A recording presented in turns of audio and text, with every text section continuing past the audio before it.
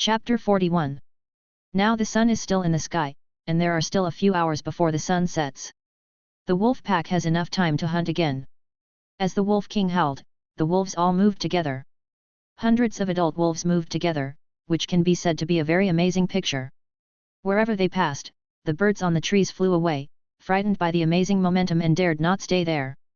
The squirrels on the trees also hid in the tree holes and dared not show their heads. Cheng Yan, Husky and White Fox also followed the wolf pack and walked at the back. The Wolf King was also here. Looking at the wolf pack walking like this, Cheng Yan was a little confused.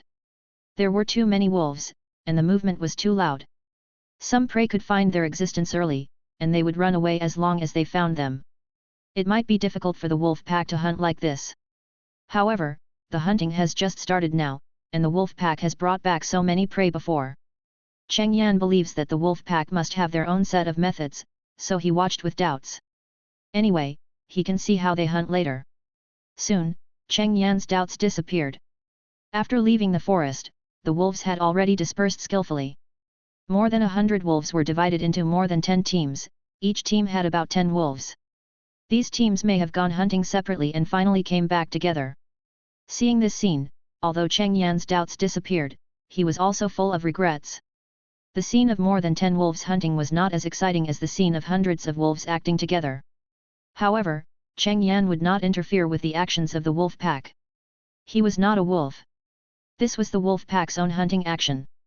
The Wolf King called him just to let him come and see. There were only 7 wolves left here with the Wolf King. The other wolves were scattered. However, Cheng Yan found that the 7 wolves left were larger than the other wolves. They might be the elite of this wolf pack. These wolves and the Wolf King had no intention of hunting. Cheng Yan also saw that the Wolf King would not act easily. He was responsible for leading all the wolves. It seems that I won't be able to see wolves hunting this time. Cheng Yan thought with some regret, but although it was regretful, Cheng Yan could still accept it. If it was just a group of more than 10 wolves hunting, he had seen it on TV. Although it can't be compared with seeing it with your own eyes, at least you have seen it, so there are fewer regrets. Awoo! Suddenly, several wolf howls sounded not far away, and there was a hint of anxiety in the sound. The Wolf King, who was standing on a small hill, immediately looked in the direction of the sound, but did not rush over immediately. Although Cheng Yan didn't know what the sound of the wolf howl meant without opening the language of all things, Cheng Yan could sense from the emotion of the wolf howl that this was not a howl for calling for support when encountering danger. Instead, it was a call for support when encountering a large prey and a wolf pack wanted to hunt without injury. Although both were calling for support, the difference between the two concepts was very large. If there is danger, just by this wolf howl, the Wolf King and the more than 100 wolves around can immediately gather and rush over. But if other wolf packs are needed to support hunting, there may not be so many wolf packs going. Awoo! Awoo! Soon, 2 more howls were heard around the initial howl, which was the response of the surrounding wolf packs for support. This means that 2 wolf packs have gone to support. Hearing the 2 howls, the Wolf King relaxed and squatted on this small hill. But the Wolf King relaxed too early.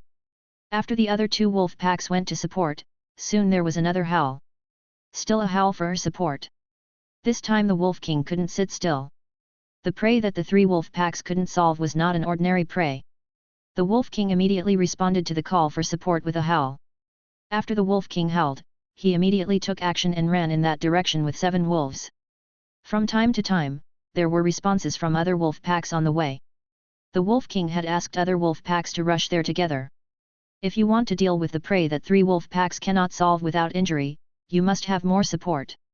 The wolf pack will not fight the prey alone. They will fight in groups if they can, and will never fight head-on if they can kill them. The Wolf King and Cheng Yan fought one-on-one because the Wolf King just wanted to fight with the tiger at the beginning. At that time, the surrounding wolves did not relax, but showed a posture of encirclement. If Cheng Yan had not shown the ability of the tiger, even if Cheng Yan won, it would still be unknown whether the wolf pack would attack in groups. Cheng Yan also followed the Wolf King all the way. This hunting action finally had some changes. With the mentality of watching the show, Cheng Yan would not miss this potentially exciting scene. The Wolf King and Cheng Yan were very fast. In just a few minutes, they had already arrived at the location of the 3 wolf packs. After arriving here, Cheng Yan understood why there were 3 wolf packs with a total of 40 or 50 wolves, and they all called for support. 3 huge wild boars were staring at the surrounding wolves, and from time to time they launched attacks, ramming and biting the surrounding wolves. These 3 wild boars were very large, each weighing 300 or 400 kilograms. Wild boars of this weight were extremely dangerous. As long as they were hit, the adult wolves around might have died instantly. A bite from a wild boar might have bitten off half of the body of an adult wolf. Now the 3 wolf packs were surrounding these wild boars, and they did not confront them head-on. As long as they attacked, the surrounding wolves would avoid them. However, looking at such a large wild boar, Cheng Yan estimated that even if the surrounding wolves came over, it would not be an easy task to easily solve it.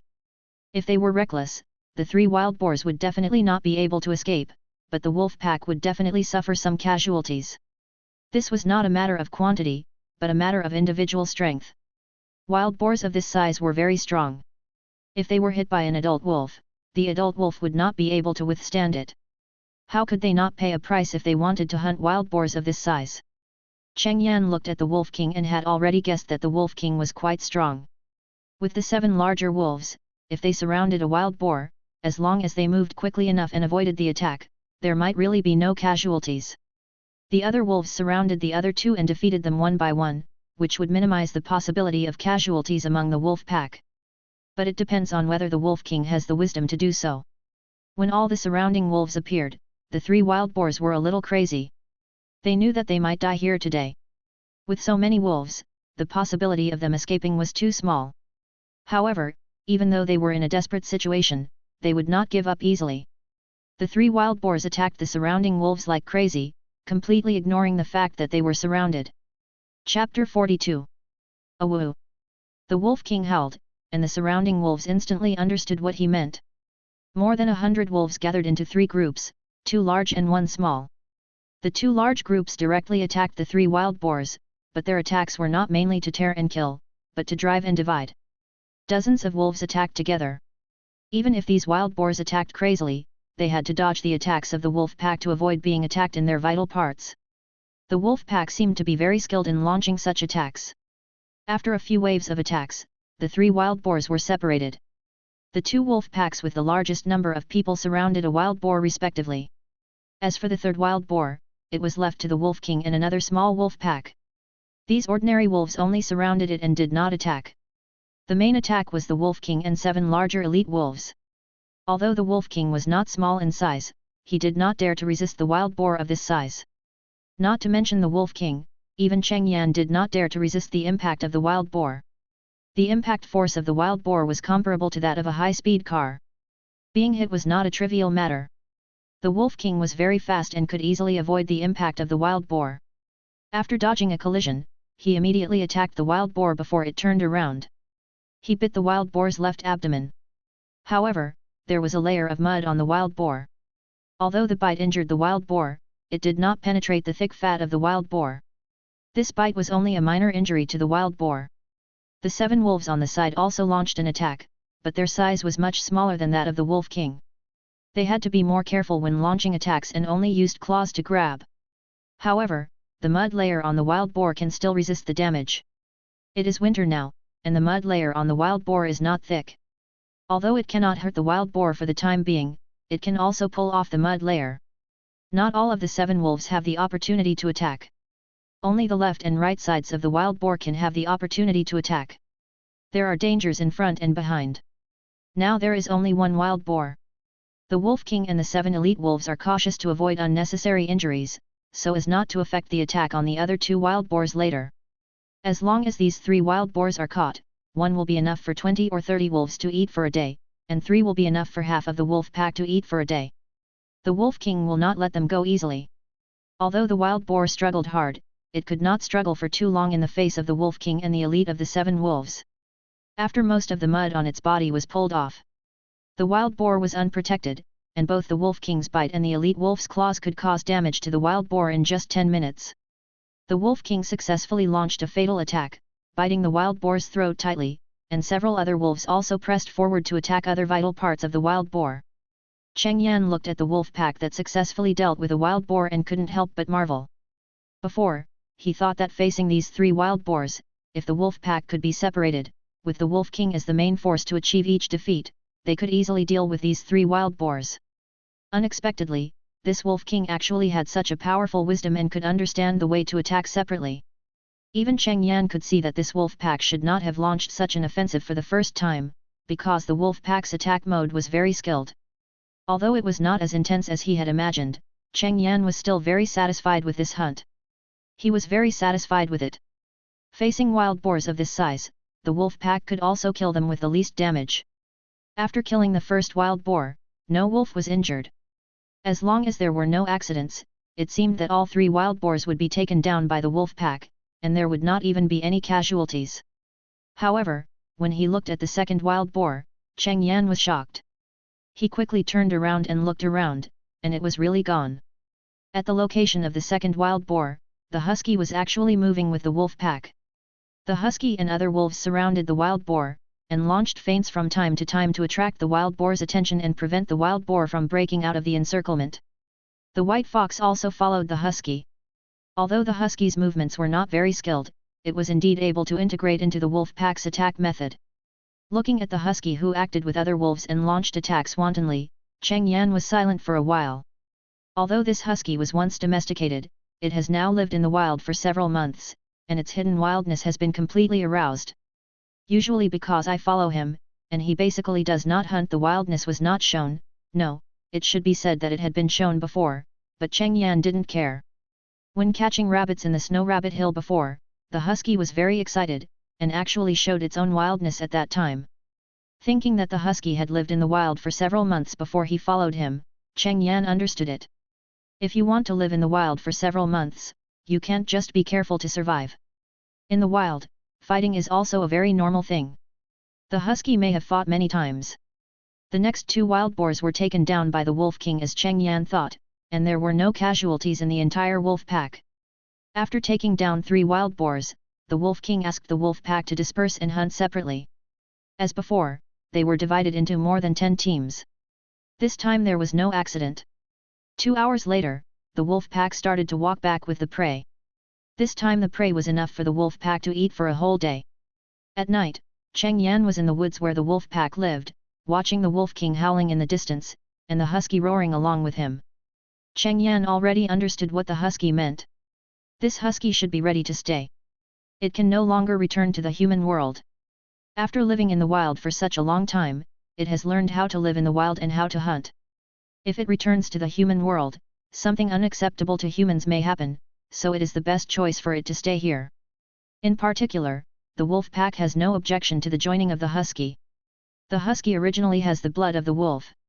Although it has been a long time, it can indeed integrate into the behavior pattern of the wolf pack. A dreamless night. Cheng Yan woke up early the next morning. It was still dark at this time, but Cheng Yan found that the husky had woken up and was watching him beside him. Woohoo! The husky just whimpered twice, then turned and walked towards the wolf pack. The white fox followed the husky all the time and did not choose to continue following Cheng Yan, even though it did not have to worry about being hunted or having food if it followed Cheng Yan. Although Cheng Yan did not open the language of all things, he could understand what the husky meant. The husky really did not intend to follow him. Chapter 43. Although the white fox did not come over, Cheng Yan also understood that the white fox would definitely follow the husky, and it would not follow him. After watching the husky go away, Cheng Yan just silently blessed them both, and then left the forest without looking back. Since the husky has found a place suitable for itself, Cheng Yan will not take them away by force, but this is the Daxing Mountains. Even if they live with 200 or 300 wolves, they will not be able to sit back and relax. There will always be casualties when they go out hunting. However, Cheng Yan can only give a blessing, and he can't help the husky too much, but the mountain delicacies that he brought the husky to eat before will make them live better. Although Cheng Yan didn't know too much about the role of these mountain delicacies, he knew it from the size of the wild boar king. After eating these, their size will become larger and their abilities will be stronger, which is enough for the husky to live a good life. After leaving the forest, Cheng Yan embarked on his own journey alone. It is not yet 7 o'clock, and his punch-in task for today has not been refreshed. However, although the task has not been refreshed, it does not affect Cheng Yan's schedule. After checking the system, Cheng Yan was surprised to find that his faith points have increased a lot. Although it is not yet full of 100, it is also dozens. Before, the faith points increased very slowly, only a few points a day, but now it has only been sunny for one day, and it has increased by dozens of faith points. Cheng Yan is still a little happy in his heart. 100 faith points can refresh a punch-in task. Although it has only been used once, it is also very good to have one more punch-in task. Strolling in the mountains and forests, Cheng Yan felt a little bored. When he was with the husky and the white fox before, they walked together, and from time to time they could watch the husky and the white fox play to pass the time. Now he is the only tiger moving, which makes Cheng Yan a little depressed. However, this depressed mood only lasted for a short time. After the new round of punch-in tasks was refreshed, Cheng Yan also cheered up and began to prepare to complete today's punch-in tasks. Today's punch-in task location is quite far away from Cheng Yan, a full 10 kilometers away. Cheng Yan looked at the location on the map and was a little surprised. This time the punch-in distance was too far. Now is not before. Although Cheng Yan had a punch-in task 10 kilometers away before, the snow layer was not very thick at that time, and the road was much easier to walk than now. Although the sky is clear now, it has only been clear for one day, and the snow has basically not melted away. Now I am walking in the snow. Cheng Yan has walked before, and it took almost 10 hours to walk 8 kilometers. This time the snow is not much different from the previous one. Now it is a full 10 kilometers away, and Cheng Yan may have to walk for more than 10 hours. Today's punch-in task is a long-distance route. Cheng Yan immediately started to move, and now there is no time to be depressed. Such a long road cannot be completed in a short time. However, Cheng Yan did not start to move, but took out a piece of beef from the system space. He had not started to eat breakfast today, and only after he was full would he have the strength to travel. After eating and drinking, Cheng Yan started to set off. After leaving the sparse wolf forest, the trees gradually became denser, and there was a big tree growing almost every short distance. The dense forest blocked a lot of the morning sunlight. Even though it was daytime and the sun had come out, the light in the forest was very dim, but all this did not bother Cheng Yan. His strong eyesight did not affect Cheng Yan's actions in the forest. Cheng Yan walked in the forest with a swagger, and from time to time there were shadows flashing on the surrounding trees, and there were also some low roars from wild beasts. However, these shadows and low roars stopped after discovering Cheng Yan. The shadows did not move, and the low roars stopped as if their necks were stuck. No matter what kind of beast or predator it is, when facing the tiger, the king of the jungle, it is just the tiger's prey, and of course they dare not be arrogant in front of the tiger. There is no animal in the jungle that the tiger dare not hunt. Even brown bears, as long as the tiger is not afraid of getting hurt, are definitely not the tiger's opponent, especially the Siberian tiger, which is an extremely large species among tigers. Cheng Yan's ears moved from time to time to listen to the movements around him, the cats or small animals such as squirrels moving in the trees around him. Of course he knew, but he didn't care. If he was still a human, he would be scared even if there were no large predators when he walked alone in this jungle. But now he is a tiger, and now it is his turn to scare people. Whether it is people or other animals, you must be scared when you see him. Cheng Yan, who was walking leisurely, suddenly raised his mouth, revealing a picture of a somewhat evil tiger smile. Roar! A tiger roar was heard, which was not very loud. The black shadows on the surrounding trees that had been motionless were all startled, and some were even scared to the point of falling off the branches. Looking at the various animals around him that were in a panic for a moment, Cheng Yan couldn't help laughing in his heart, and his depressed mood finally dissipated a lot. Then Cheng Yan did not continue to scare the animals around him, but began to run slowly. If he just walked, Cheng Yan's speed was indeed not fast. But after running, Cheng Yan's speed was much faster, and the restrictions of the snow layer were also reduced a lot. However, running in the snow consumes a lot of physical strength, and Cheng Yan stopped after running about 3 kilometers. Although he still has a lot of physical strength, Cheng Yan does not want to consume all his physical strength in this dangerous jungle. Even though Cheng Yan is a tiger, at the top of the food chain, maintaining good physical strength is one of the elements for survival, otherwise even a tiger will face the crisis of death. Cheng Yan stopped and lay in the snow to rest. It didn't take Cheng Yan long to walk these 3 kilometers, less than an hour, which was several times less than the time he took to walk in the snow before. Before, Cheng Yan was taking care of the husky and the white fox, so he just ran slowly. Their physical strength was not as good as Cheng Yan, and if they couldn't keep up with the speed, they might fall behind. If he fell behind in the Daxing Mountains, he might die, so Cheng Yan walked slowly. Now there was only Cheng Yan, a tiger, so of course Cheng Yan came as fast as he could. In this way, Cheng Yan ran and stopped, and in just 3 hours, he had already run the 10 kilometers and arrived at the check-in location. The check-in location was a hillside. Cheng Yan also found a cave behind the hillside. However, Cheng Yan did not check the cave immediately. Instead, he started checking in first. For Cheng Yan, checking in was the most important thing at the moment. Chapter 44. This time, it was worth running 10 kilometers to reach the check-in location, and the check-in time was half an hour. Even though there had been more than 1/2 hour check-in time, Cheng Yan was still very much looking forward to it, because the half-hour check-in time reward was very rich.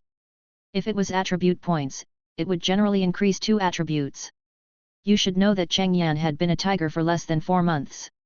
During this period, he checked in more than 100 times, but the number of attribute points obtained was no more than half, and 40 or 50 attribute points were divided into several attributes, and each attribute only increased by 10 points. But even so, Cheng Yan's physical strength and power have surpassed other Siberian tigers by a lot. Anyway, so far, no one has been able to withstand a slap from Cheng Yan and still stand. Even the brown bear that he had met before had to lie down after being slapped by Cheng Yan. As for the 2 most powerful ones he met, Cheng Yan had not fought them yet, and he didn't know if he could win, but Cheng Yan was not afraid of them. One was a big turtle that had lived for hundreds of years, and the other was a wild boar king that weighed at least 1,000 pounds. Only these 2 made Cheng Yan a little worried, but apart from them, none of the other beasts he encountered could make Cheng Yan afraid, except for the king cobra. The king cobra relies on poison, and any beast will be afraid of this poisonous animal. It is normal for Cheng Yan to be afraid. Time passed little by little, and the half-hour clock-in time was soon up. However, after the clock-in was over, Cheng Yan unexpectedly discovered that the reward given by the system for this half-hour clock-in was not attribute points or other powerful abilities, but 2,000 kilograms of beef. Cheng Yan was a little speechless. His appetite was indeed not small now, but the few minutes of clock-in tasks on weekdays could keep him eating for several days. He was looking forward to this half-hour clock-in time, but it was just for food. Cheng Yan shook his head regretfully. Okay, it was acceptable to give food. 2,000 kilograms of beef could last him 2 or 3 months. He now eats about 30 kilograms a day, much more than other Siberian tigers, but his physique is stronger than other Siberian tigers, and he consumes much more energy, so he needs to eat so much to replenish energy. Basically, Cheng Yan eats about 20 kilograms in one meal, all in the morning. At other times, he will have an extra meal to replenish his physical strength when he feels hungry. After taking a look at the small mountain of meat in the system space, Cheng Yan even felt a little hungry. Without hesitation, Cheng Yan took out the beef he had just obtained, took out a small piece, and began to replenish energy. Today, I ran 10 kilometers to get to the check-in location, and the energy consumed was quite large. Although I still have physical strength and I rest from time to time in the middle, physical strength also needs the energy in the body to support it. After eating, Cheng Yan began to look at the environment here. Today's check-in location is a small hill, and there is also a cave. Cheng Yan is a little curious about what is in the cave. Because this cave is quite deep, Cheng Yan couldn't see the situation inside clearly when he passed by before. However, Cheng Yan was in a hurry to check in at that time, so he didn't pay much attention to it. At this time, Cheng Yan came to the outside of the cave and immediately found something wrong. There was a smell of predators all over the cave. And this smell actually made Cheng Yan feel a hint of danger. Cheng Yan looked at the cave in front of him, and felt curious as if he was scratched by a cat's claws. The height of this cave was only more than 2 meters, and it was unknown how deep it was, but such a cave could actually have creatures that made him feel dangerous. This made Cheng Yan very curious. If he was still a human, Cheng Yan would leave as soon as he found such a place, and he would never want to go in for adventure even if he was curious. However, since he became a tiger, Cheng Yan's curiosity has increased, and he would want to explore even if he encountered these strange places. I don't know if it's because tigers are cats or because he became braver after becoming a tiger. Cheng Yan stepped into the cave carefully. He couldn't help but be curious. In addition, his own strength was among the best in the forest, so Cheng Yan had enough courage to step into the cave. The temperature in the cave was much higher than that in the ice and snow outside. If the temperature outside was below 0, the temperature in the cave would at least be above zero. However, all this was just Cheng Yan's own perception, and he didn't know the details. The only thing he knew was that this cave was very suitable for cold-blooded animals to live in. In the winter, the temperature in this cave was much higher than that in other places. Fang is too suitable for long-term living. Cheng Yan walked in the cave and looked at the dark cave environment. Cheng Yan was a little surprised. Although there was the smell of predators in this cave, it didn't smell bad. There was not much odor. Compared with the cave where the brown bear hibernated before, it smelled much better. In addition to some stones, Cheng Yan did not find anything else in the cave. There were no traces of weak animals or other creatures lurking in the cave. Cheng Yan was more careful after seeing this scene. This meant that the guy in the cave was extremely powerful and had a strong deterrent power, which could suppress all other weak creatures. After going deep into the cave for a full 10 meters, Cheng Yan walked to the end of the cave. Cheng Yan looked at the stones in the innermost part of the cave and the poop-shaped boulder in the middle with doubts, and was a little confused. The smell of predators was everywhere in this cave, which was enough to prove that the predator had been in the cave all the time, and the absence of those weak creatures was also proof. But he didn't find the existence of the predator. Did he go out hunting? Cheng Yan thought with a question mark in his mind. However, a faint breathing sound attracted Cheng Yan's attention. This cave was too quiet. There was no other sound except the sound of Cheng Yan's own movements, but there was a breathing sound here. Although it was very slight, Cheng Yan still keenly noticed it. Looking in the direction where the breathing sound came from, Cheng Yan saw this poop-shaped boulder. As if he had discovered something, Cheng Yan, who was checking the situation, stopped for a moment. Cheng Yan's tiger eyes stared at the boulder. He finally found out why this cave was full of the smell of predators but there was no trace of predators, and why the smell in the cave was better than the smell of other predators. The predator in this cave was a giant python. A giant python as big as he had never seen before. A giant python comparable to an anaconda, even bigger than an anaconda. At this time, the giant python was in hibernation, and even Cheng Yan's arrival did not wake it up. Chapter 45. Cheng Yan didn't dare to move too much at this time. This giant python is so big that Cheng Yan would not doubt that it can eat a tiger. However, seeing that it had no intention of waking up, Cheng Yan quietly breathed a sigh of relief and prepared to slowly retreat. He didn't want to confront this big guy. Just after taking 2 steps back, Cheng Yan's eyes swept over a red object. A red fruit, a green grass, and a red fruit growing on it. This fruit is very small, probably about the same size as a longan. But this fruit is very bright and eye-catching like a ruby. However, this grass grows next to the giant python.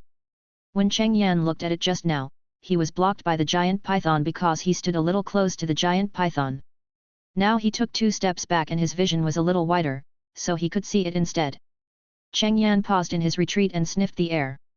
There was no fragrance, but there was another smell, a plain but hot smell. This smell was mixed with the smell of hunters. Cheng Yan hadn't noticed it before because it was too light. If Cheng Yan hadn't found this fruit and sniffed it, he might not have noticed it. Cheng Yan looked at the fruit hesitantly, and then looked at the giant python. He had never eaten this kind of fruit before, and it was the first time he smelled this smell. He wanted to try what this fruit tasted like. But now the giant python is just hibernating, not dead. If Cheng Yan makes too much noise, it might wake it up, and it would be difficult to deal with it. Cheng Yan is not very sure that he can beat this giant python. Apart from anything else, the size of this giant python is an advantage. It is too big. If it entangles with death, Cheng Yan might be squeezed to death. After hesitating for a while, Cheng Yan still made up his mind. The timid will starve to death, and the bold will die of gluttony. At worst, he will fight with this giant python. And just eating a fruit, as long as you are careful, the movement may not wake up this giant python. Cheng Yan tiptoed over. He walked to the grass with the smallest noise, following the cat's steps. The closer he got, the stronger the smell of heat became. Cheng Yan resisted the urge to swallow his saliva, and bit off the red fruit with his tiger mouth. After biting it off, Cheng Yan held the fruit in his mouth, turned around and walked away without hesitation. Although his movements were a bit big, Cheng Yan also tried to control the sound. Fortunately, Cheng Yan is a cat, and the big tiger is also a cat. There are pads on the soles of the feet, and the sound of cats walking is basically inaudible, which gives Cheng Yan great convenience. Cheng Yan walked out of the cave quickly, and looked back to see if the giant python moved. Cheng Yan was relieved until he had walked halfway and the giant python still didn't move. After successfully leaving the cave, Cheng Yan hurriedly started running wildly until he ran a kilometer away, and then Cheng Yan stopped. Cheng Yan bit the red fruit in his mouth with his teeth, and a stream of juice instantly filled his mouth, and a sweet taste filled Cheng Yan's mouth. Cheng Yan's eyes lit up instantly. It was worthy of the fruit that he had to fight with the giant python to get. The taste was great. The sweet and warm juice made Cheng Yan feel that his body was getting hot. Soon, Cheng Yan found that this was not an illusion. His body seemed to be really hot. No way? Is it poisonous? Cheng Yan was a little confused. This fruit tasted so good, and there was that strange smell. Cheng Yan thought it was a good thing, but now it felt like this after eating it. Sensing that his body was getting hotter and hotter, Cheng Yan rushed to the snow and started rolling, trying to use the snow to lower the temperature. Cheng Yan's white fur and black lines were not noticeable in the snow, but at this time Cheng Yan's fur had begun to slowly turn red, and his white skin had even turned pink. After Cheng Yan rolled around, the snow on the ground even began to melt, which was enough to prove how high Cheng Yan's body temperature was at this time. As a Siberian tiger, Cheng Yan's body temperature is usually about the same as that of a human, about 37 degrees, but at this time, Cheng Yan just rolled around and was able to melt the snow on the ground, and the temperature had reached at least 50 or 60 degrees. Finding that rolling around had no effect, Cheng Yan immediately got into the snow and covered his body with snow. As soon as he got in, Cheng Yan felt a little better, but unfortunately, the snow melted very quickly, and the melted snow turned into water and wet Cheng Yan's fur. However, the water was also cold, so Cheng Yan did not avoid it and continued to stay here to cool down. After staying in the snow for more than 10 minutes, Cheng Yan came out, and his body temperature had returned to normal at this time it's normal. After coming out, Cheng Yan shook his body to get rid of all the water on his body. This experience made Cheng Yan decide not to eat anything randomly in the future. This time, his body temperature just rose a lot. If there is really some poison next time, it will kill him all at once, and he will lose a lot. Goo! Suddenly, a sound came from Cheng Yan's stomach. Cheng Yan lowered his head in astonishment and looked at the noisy stomach. At this time, Cheng Yan felt an extremely strong sense of hunger in his mind. This strong sense of hunger made Cheng Yan quickly take out a large piece of meat from the system space and eat it directly. After eating 20 kilograms of beef, Cheng Yan felt that his hunger disappeared a lot. After a long breath, Cheng Yan had time to check his body. Cheng Yan was surprised to find that his body seemed to have become a little bigger. If Cheng Yan's size was just the normal size of a Siberian tiger before, then now he is a circle bigger than a normal Siberian tiger, and he is not fatter, but stronger. Could it be that red fruit? Cheng Yan thought about the red fruit. Only by eating the red fruit that almost scalded him to death just now could his size become bigger. This discovery made Cheng Yan understand why the giant python was so big. It must have eaten this fruit to make the giant python so big. There are many good things in this forest. Those mountain delicacies with a fresh fragrance can make a wild boar grow so big and become a wild boar king. This red fruit here can make a python grow to be comparable to an anaconda.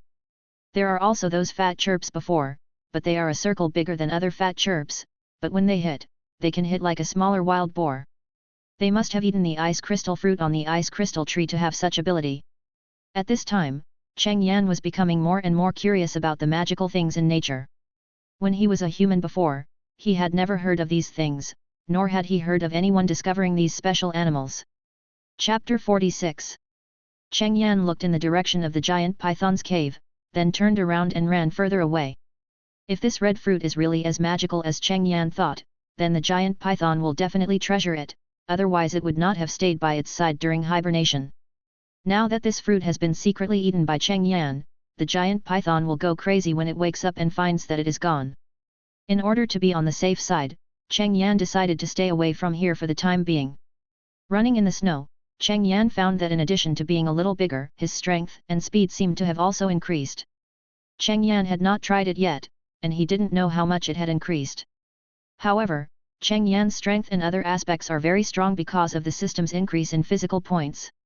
Under normal circumstances, the strength +1 or physique +1 rewarded by punching in are not enough for Cheng Yan to feel it clearly. But now Cheng Yan can clearly feel his own enhancement in all aspects, which proves that the degree of enhancement of this red fruit is much stronger than +1 or +2. After running for 5 kilometers, Cheng Yan felt that his physical strength was not consumed much, and he still had enough physical strength to deal with various unexpected situations. After arriving here, Cheng Yan stopped. It was already 6 kilometers away from there. Cheng Yan estimated that this place was almost there, and the giant python would not be able to follow the smell to chase here. You know, it is still winter now. Even if the snow stopped and the sun came out, it was still below zero. Pythons are cold-blooded animals and cannot move freely in winter. If Cheng Yan did not think that the giant python might have certain special abilities because of the red fruit, and might be able to move in winter, Cheng Yan would not run so far.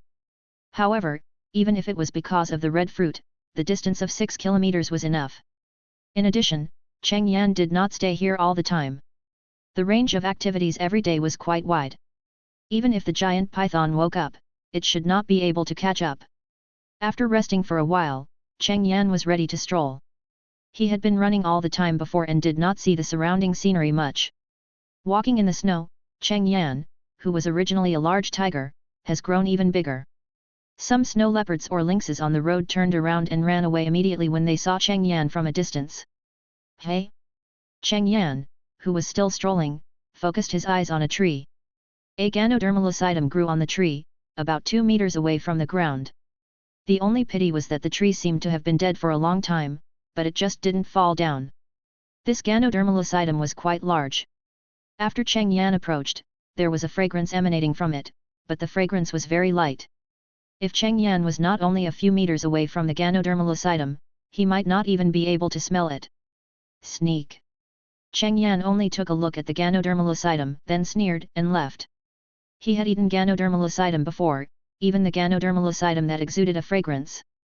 It didn't taste good, and he didn't want to eat it even if it was good for him. After shaking his tail, Cheng Yan left here directly. After Cheng Yan left, a lynx jumped down from the tree. It had been here just now. This Ganoderma lucidum had always been its treasure. However, when Cheng Yan, the huge tiger, came over, it did not dare to say a word. It could not beat him. If it won, it might be eaten by the big tiger as food today. It could only hide and watch the big tiger. When it found that the big tiger had set its eyes on the Ganoderma lucidum it was guarding, it secretly prayed that the tiger would not eat the Ganoderma lucidum. As a result, I don't know if it was God's eyes that opened, but the big tiger actually did not eat this mountain treasure Ganoderma lucidum, and just sneered and left. From this sneer, the lynx sensed the tiger's disdain for Ganoderma lucidum. Although the tiger looked down on the Ganoderma, the lynx attached great importance to it. In the eyes of the lynx, the tiger must have eaten a lot of this good stuff to grow so big. He ate a lot and then looked down on the Ganoderma that had just grown to the level of a mountain treasure. Watching Cheng Yan walk away, the lynx came down and took a closer look at the Ganoderma, and returned to the tree after finding nothing wrong. This Ganoderma can continue to grow. The wider the range of the fragrance, the greater the effect of this Ganoderma. However, when the range is wide, the predators attracted will definitely be more fierce. If this lynx cannot decisively eat the Ganoderma, it may end up making wedding clothes for other predators. After all, although the lynx is fierce, there are so many predators stronger than the lynx in the Daxing Mountains that I don't know where they are. Cheng Yan continued his stroll. The presence of the lynx just now Cheng Yan had actually discovered it a long time ago, but he just ignored it. A lynx could not pose a threat to him. Cheng Yan strolled around, then just found a random direction and kept walking. It was not until it was almost dark that Cheng Yan was ready to find a place to rest. Without the husky and the white fox, Cheng Yan was not picky about the place to rest. If there was no suitable place, he could even sleep directly on the snow. Anyway, with his thick fur and strong physique, he would not be frozen. Especially after eating ice crystal fruit and red fruit, Cheng Yan's resistance to cold was stronger. He found a thick tree that was relatively sheltered from the wind, and Cheng Yan lay down under the tree and began to rest. Today's journey was a bit far. Although Cheng Yan had good physical strength and was not too tired, he would rest early if he could. After a good sleep, Cheng Yan woke up early the next morning. Just after breakfast, Cheng Yan heard a few roars from a distance. After listening carefully, Cheng Yan found that the sound seemed to come from the direction he came from yesterday. The roaring sound seemed to be the sound of several snow leopards.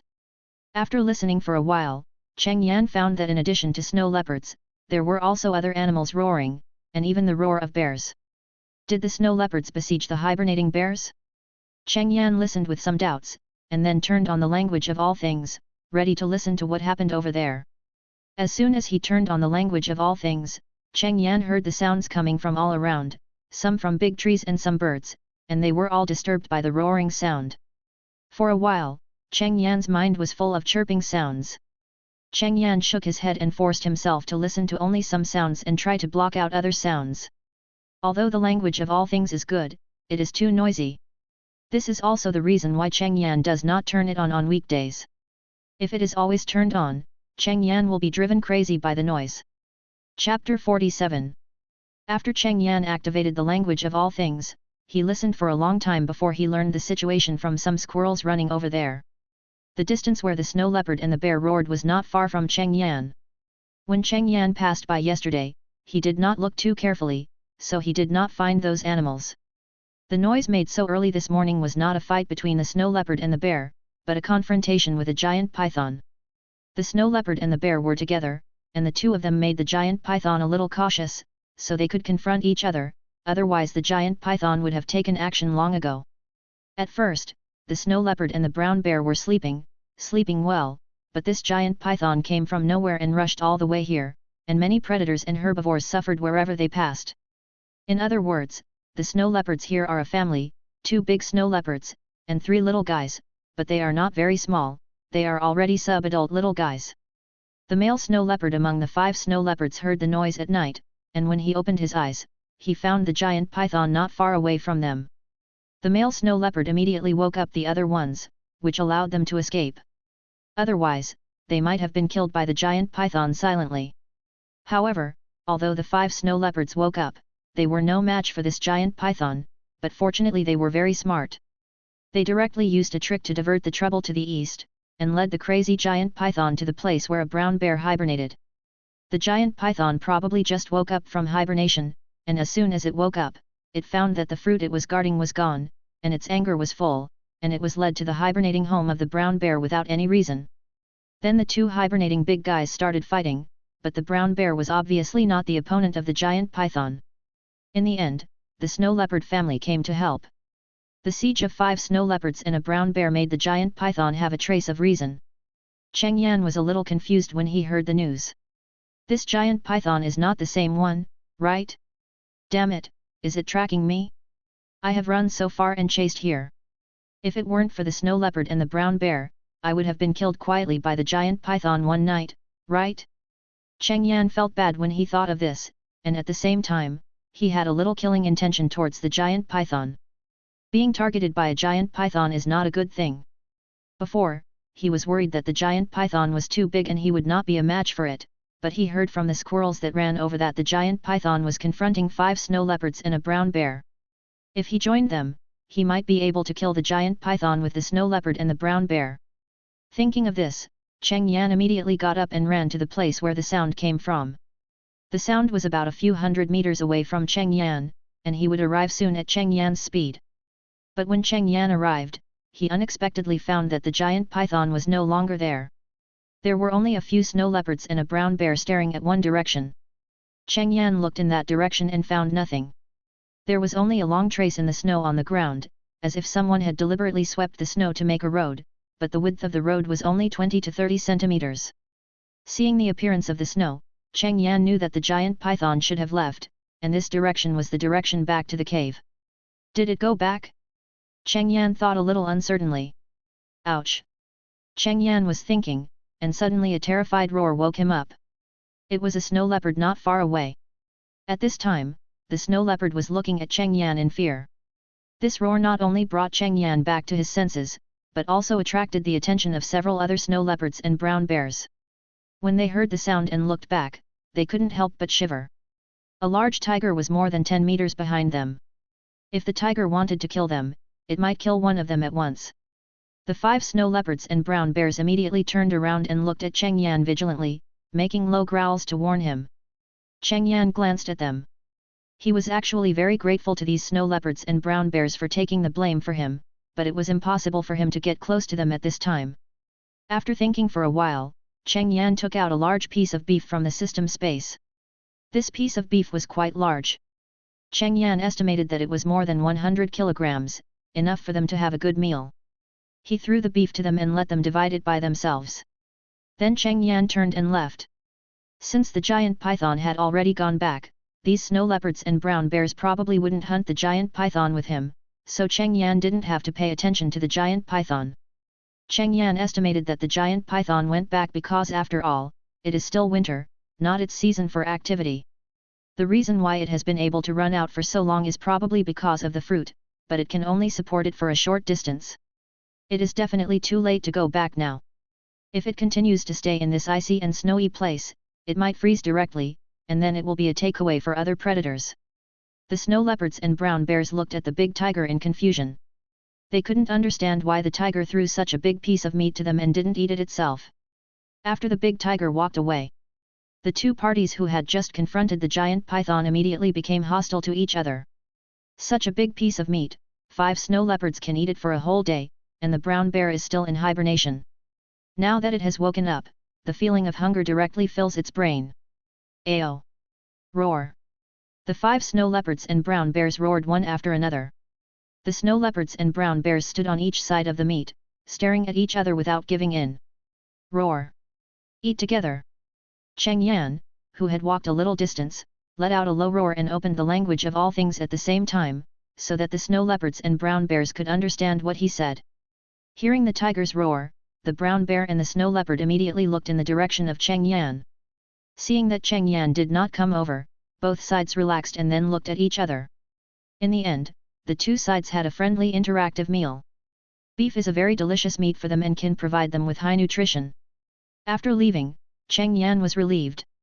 The threat of the giant python was temporarily eliminated. After a while, the smell he left behind was completely gone, and it would be difficult for the giant python to find him. After walking a distance, Cheng Yan started today's breakfast.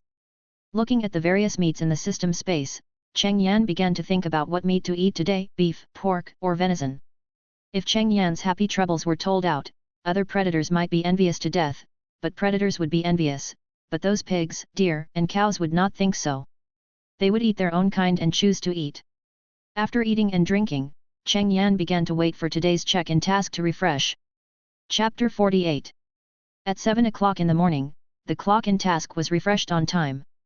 Cheng Yan immediately checked the latest clock-in task location after the task was refreshed. Cheng Yan looked at the distance on the map and was stunned.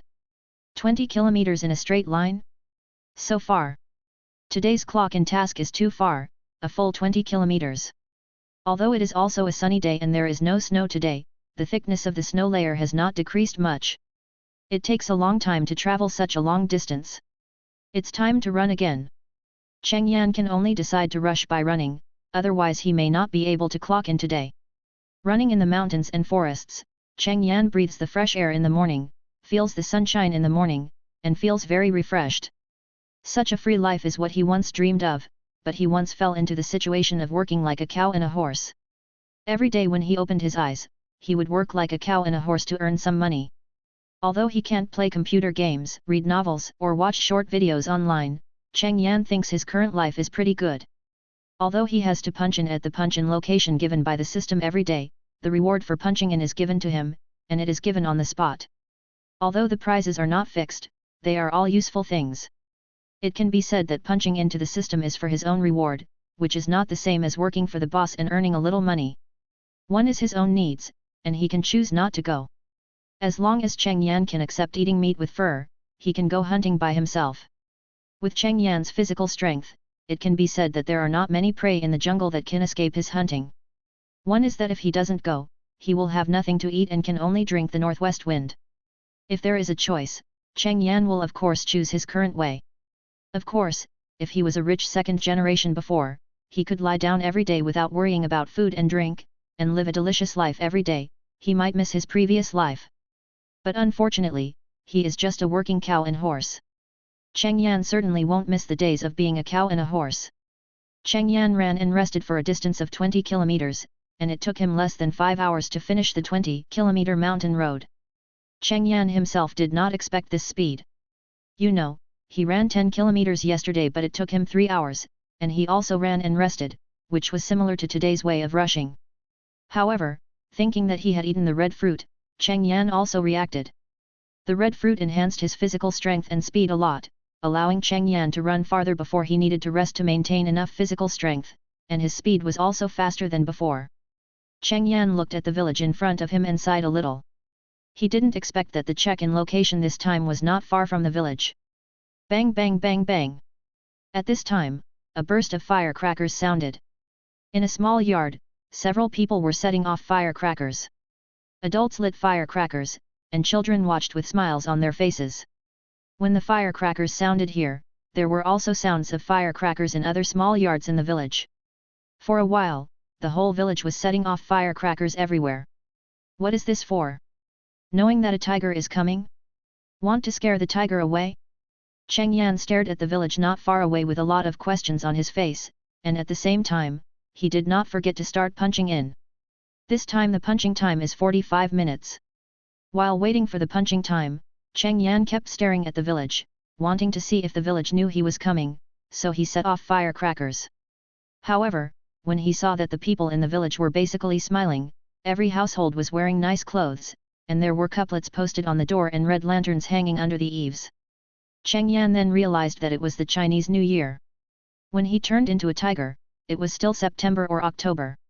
At that time, Cheng Yan didn't know the specific date, but after it started snowing, Cheng Yan had almost estimated it. Some time ago, he met college students who had already had winter vacation. At that time, those college students came to the Daxing Mountains for camping. If it weren't for Cheng Yan, I guess they would have suffered. It has been a long time since that day, and it is almost the Chinese New Year now, but I don't know if it is the first day of the Chinese New Year or New Year's Eve. Cheng Yan was lost in thought as he watched the atmosphere of the New Year in the village. When he was still a human, he lived alone in a big city, and he was alone during the New Year. Firecrackers were not allowed in big cities, so there was basically no New Year atmosphere. There is not much difference between the New Year and weekdays, at least for Cheng Yan. He only experienced the New Year atmosphere in this village when he was a child, and never again. When he came to his senses, the clock in time was over, and Cheng Yan checked the reward. Tiger Roar +2. This reward is a bit rare. Cheng Yan was quite satisfied with this reward, although this reward is different from adding physical strength and other attribute points, it is also very good for him. The tiger roar is an important deterrent to other animals. Before, he roared and other animals immediately obeyed because he had obtained the tiger roar +1 reward before. Otherwise, relying on the language of all things to communicate, other animals may not obey even if they can understand. After all, the language of all things is just a communication ability, and the tiger roar is a deterrent. Communication plus deterrence, a two-pronged approach, is more useful than a single method. Finally, after taking a look at the lively village, Cheng Yan turned and walked into the mountains and forests. Now it has nothing to do with him whether to celebrate the New Year or not. However, as he walked, Cheng Yan suddenly wanted to try the power of the tiger roar. Counting the previous editions, it has been strengthened 3 times, and he doesn't know how powerful it is. Find a higher stone, jump on it, and then... Cheng Yan opened his mouth and let out a tiger roar. Roar! A wave of sound instantly spread from Cheng Yan's mouth throughout the forest, including the village not far away where the New Year was being celebrated. Fuck! The roar of a tiger. This sound, the tiger will not come to our village. Go and close the doors and windows quickly to prevent the tiger from coming in. For a while, the village that was preparing to have lunch fell into a panic, because the sound of firecrackers was heard by many families with dogs, and the dogs were barking wildly. After the tiger roar, the dogs stopped barking and huddled aside with their tails between their legs. The people holding bowls and chopsticks put down their bowls and closed the doors and windows at a very fast speed. After closing the doors and windows, the adults took out their mobile phones to call the village chief or the police station in the town to tell them about the tiger roar. For a while, the New Year celebration that was originally lively suddenly became a little bad, but these are all adults' affairs. The children who had never heard the tiger roar were all very excited. It was the first time they heard the tiger roar. They all ran to their houses and looked out through the cracks in the door or upstairs, hoping to see a real tiger. Cheng Yan didn't know all this. He didn't expect that his sudden tiger roar would cause such a big commotion in the village. Chapter 49. Back in the forest, Cheng Yan took out a piece of meat from the system space and prepared to eat another meal to replenish the physical strength consumed by running to punch in. After eating and drinking, Cheng Yan fell into the trouble of how to spend the rest of the day. Except for the time consumed by punching in every day, Cheng Yan's other time is free time. Cheng Yan is the top predator in the forest, and the dangers he encounters are extremely rare. Unlike other predators, they worry about how to catch prey every day, and they must be careful to ensure that they will not be targeted by other predators when hunting. Cheng Yan does not have such worries, which also leads to Cheng Yan's idle time basically occupying more than 2/3 of the time every day. Every day, Cheng Yan thinks most about how to spend the rest of the time. Forget it, let's go around first. After thinking for a while, Cheng Yan still couldn't figure out how to kill time. Finally, he decided to go around first, maybe he would encounter something interesting. So Cheng Yan began to wander around in the dangerous Daxing Mountains. Cheng Yan's swaggering appearance in the forest seemed to say that the Daxing Mountains were his backyard, and he could wander around as he wanted. Now Cheng Yan's location was no longer deep in the Daxing Mountains. Although Cheng Yan walked a distance further inside after punching in, it was only a few hundred meters, and it was still very close to the outside of the mountains. There was a big difference between the outside of the mountains and the inside of the mountains. At least the trees were not as dense as those inside, and the trees outside were relatively sparse. In addition, there were many villagers from villages outside the mountains who would come to the outside of the mountains to pick up some useful mountain delicacies, such as black fungus, white fungus, and various mushrooms, and they might even pick up matsu take. They were not mountain runners, they just relied on the mountains to pick up leeks, and they would not go too deep into the mountains. Although it might be extremely rare to encounter top-quality goods, and they might not even encounter them once in a year or two, they did not rely on this to make a living. On weekdays, picking up various mushrooms and fungus in the mountains can also add a dish to your family. The villagers who live in the mountains occasionally come here, so Cheng Yan can find some traces of human passing from time to time. However, there are not many traces, only some of which were discovered by Cheng Yan, and most of the others are hidden in the snow. Cheng Yan strolled around for 2 or 3 hours. He didn't encounter anything interesting along the way, and there were no predators. Only some squirrels and birds would show up from time to time. However, Cheng Yan ignored them. In addition, when they saw Cheng Yan, the squirrels would run into the tree holes and the birds would fly away. Cheng Yan had no way to find them. Unless he roared them down with a tiger roar, but Cheng Yan couldn't eat them. If he roared them down, they would almost faint and couldn't communicate. Hey? Whose child is this? Running to the mountains during the new year? So brave? Cheng Yan looked at the 3 children in front of him with a puzzled look on his face. 3 little boys, aged 13 or 14, were wearing thick down jackets and looking for something in the forest. Did you really dig the ginseng here last time? We have been looking for it for so long and still can't find it. Is it gone? The 2 children in blue down jackets were questioning the child in white down jacket. What I dug last time was the forest ginseng. Forest ginseng rarely appears alone. I was in a hurry to go back last time and didn't look carefully. There must be more around here. Look more this time. My forest ginseng sold for hundreds of yuan last time. Don't you want to buy some firecrackers for the new year? Hearing the white-clothed child say this, the 2 children in blue down jackets suppressed their impatience and began to search the surroundings carefully. Cheng Yan, who was lurking in the snow with his white fur, could easily be overlooked if he was not watching him deliberately. Cheng Yan heard the conversation between the children and prepared to watch them find ginseng to kill time. Among the 3 children, the 2 children in blue clothes look like twins. They look very similar. They came here to dig ginseng and sell it, so that they can have fun during the Chinese New Year. Children of this age play with firecrackers and fireworks during the Chinese New Year, but adults usually don't give them a lot of money to buy fireworks. If they want to have fun, they have to find ways on their own. After hearing that the child in white clothes made hundreds of dollars from selling ginseng last time, they followed the child in white clothes to the mountain. They chose a very good time to come here. After lunch, the adults went to play cards or do other things. When several children go out to play together, the adults don't care, and even hope that they go out so as not to disturb the card skills of the adults. Here. A child in blue clothes looked at the red fruit exposed after the snow was peeled off with surprise, and immediately shouted for the other 2 friends to come over. Found it now? Cheng Yan's mind was full of question marks. It was obvious that this place was not far from the village where the children were. Maybe as long as they got out of the forest, it would be their village. If there was a village, the villagers should have come here to look for it long ago. They couldn't have missed the ginseng, so how could they let the children pick it up? The child in white and another child in blue hurried over. Looking at the red fruit and the grass below, the child in white was overjoyed. This is it. The one I dug last time also looks like this. After clearing the snow near the grass, the child in white said disappointedly, it's tied with a red rope. Someone else has found it first. We can't move it. That's right. At such a close distance, if there are good things, they would have been discovered long ago. How could it be the turn of a few children who occasionally come up? Cheng Yan heard the conversation between the children, and this situation was in line with his guess.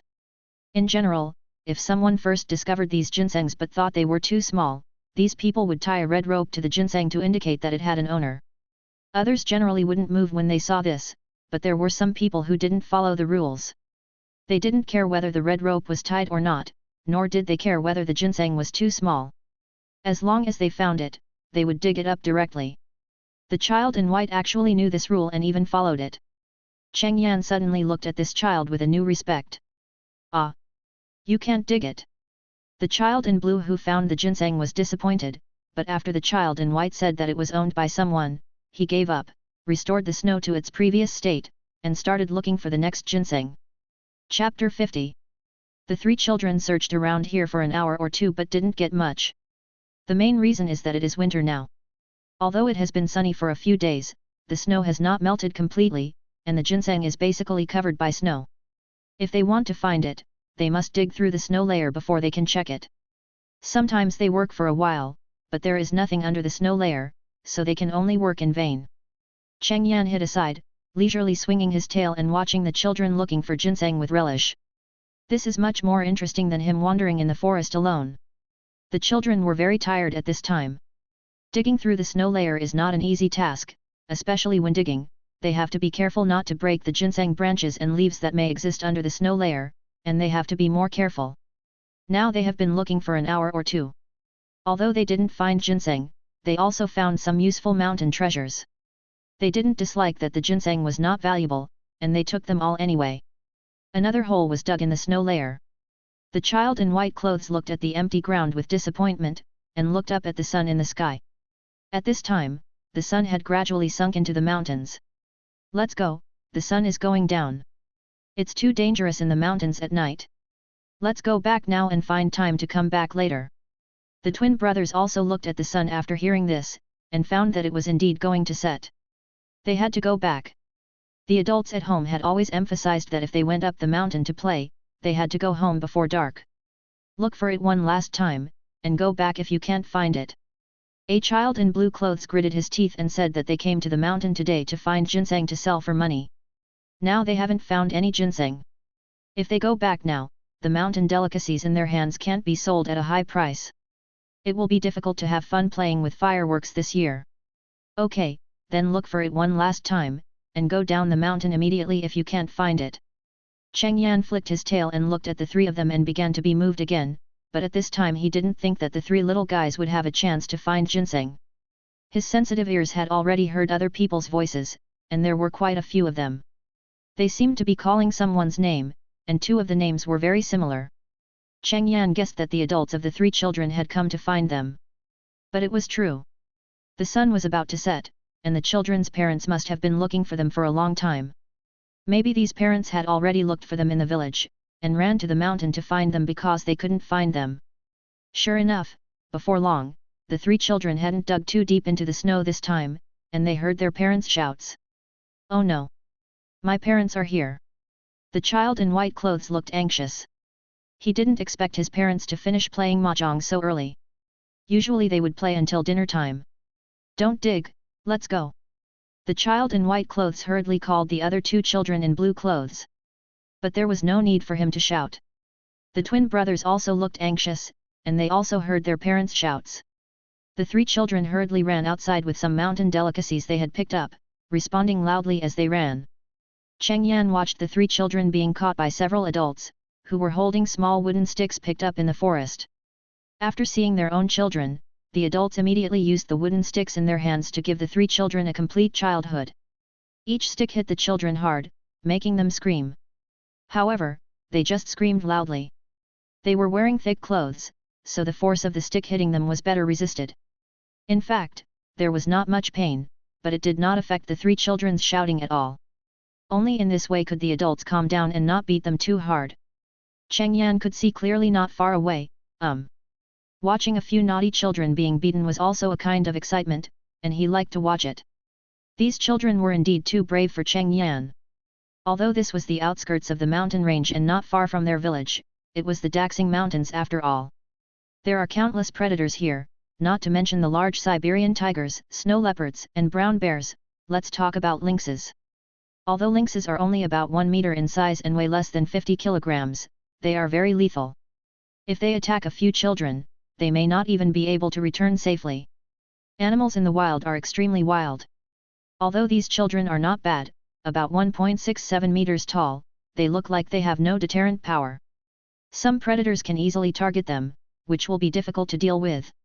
After the children were taught a lesson, the adults took them home. Cheng Yan watched these people walk away and left here. At this time, the sun had already set at the bottom of the mountain, and only some residual light was still shining, so that the sky was not completely invisible. Cheng Yan walked a distance into the depths of the forest to prevent being easily seen by others, and then began to look for a place to rest. After all this was done, it was completely dark, and Cheng Yan began to prepare for bed. There was no nightlife, and there was no other things to kill time. Cheng Yan basically went to bed as soon as it got dark. When Cheng Yan woke up, it was a new day, but it was still dark on this new day. Cheng Yan had long been accustomed to this dark forest. He stretched skillfully, and then took out meat and water from the system space for a delicious breakfast.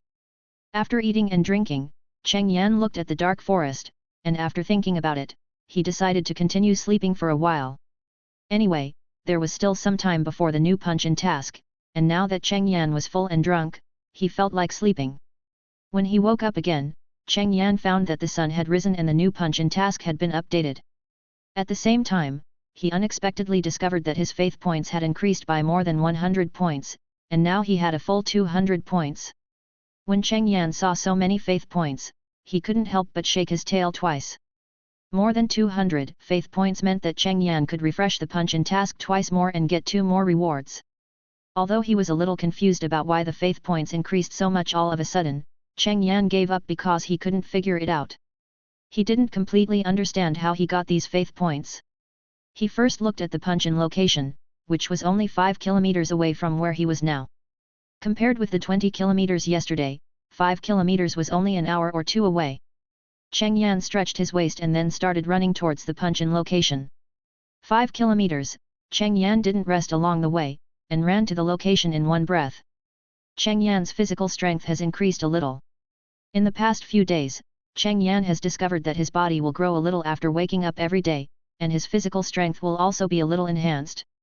Cheng Yan guessed that it was probably the effect of the red fruit he ate in the giant python cave. The growth over the past few days was just the result of slowly digesting the energy of the fruit. Chapter 51. Running in the mountains, the morning sun shines in the forest, and occasionally the sun shines on Cheng Yan from the dense branches and leaves, making Cheng Yan's white fur very dazzling. Cheng Yan's speed is very fast. He ran 5 kilometers in the snow in less than an hour. Looking at the open space in front of him, Cheng Yan was alert. As long as there is such an open space in the forest where there seems to be nothing, it may be a dangerous place. This kind of open space is a very good resting place for some beasts, such as large predators such as tigers or snow leopards. If it was just a tiger or a snow leopard, Cheng Yan would not be afraid. After all, other tigers and snow leopards basically could not beat him. What he was afraid of was that there were some poisonous animals here.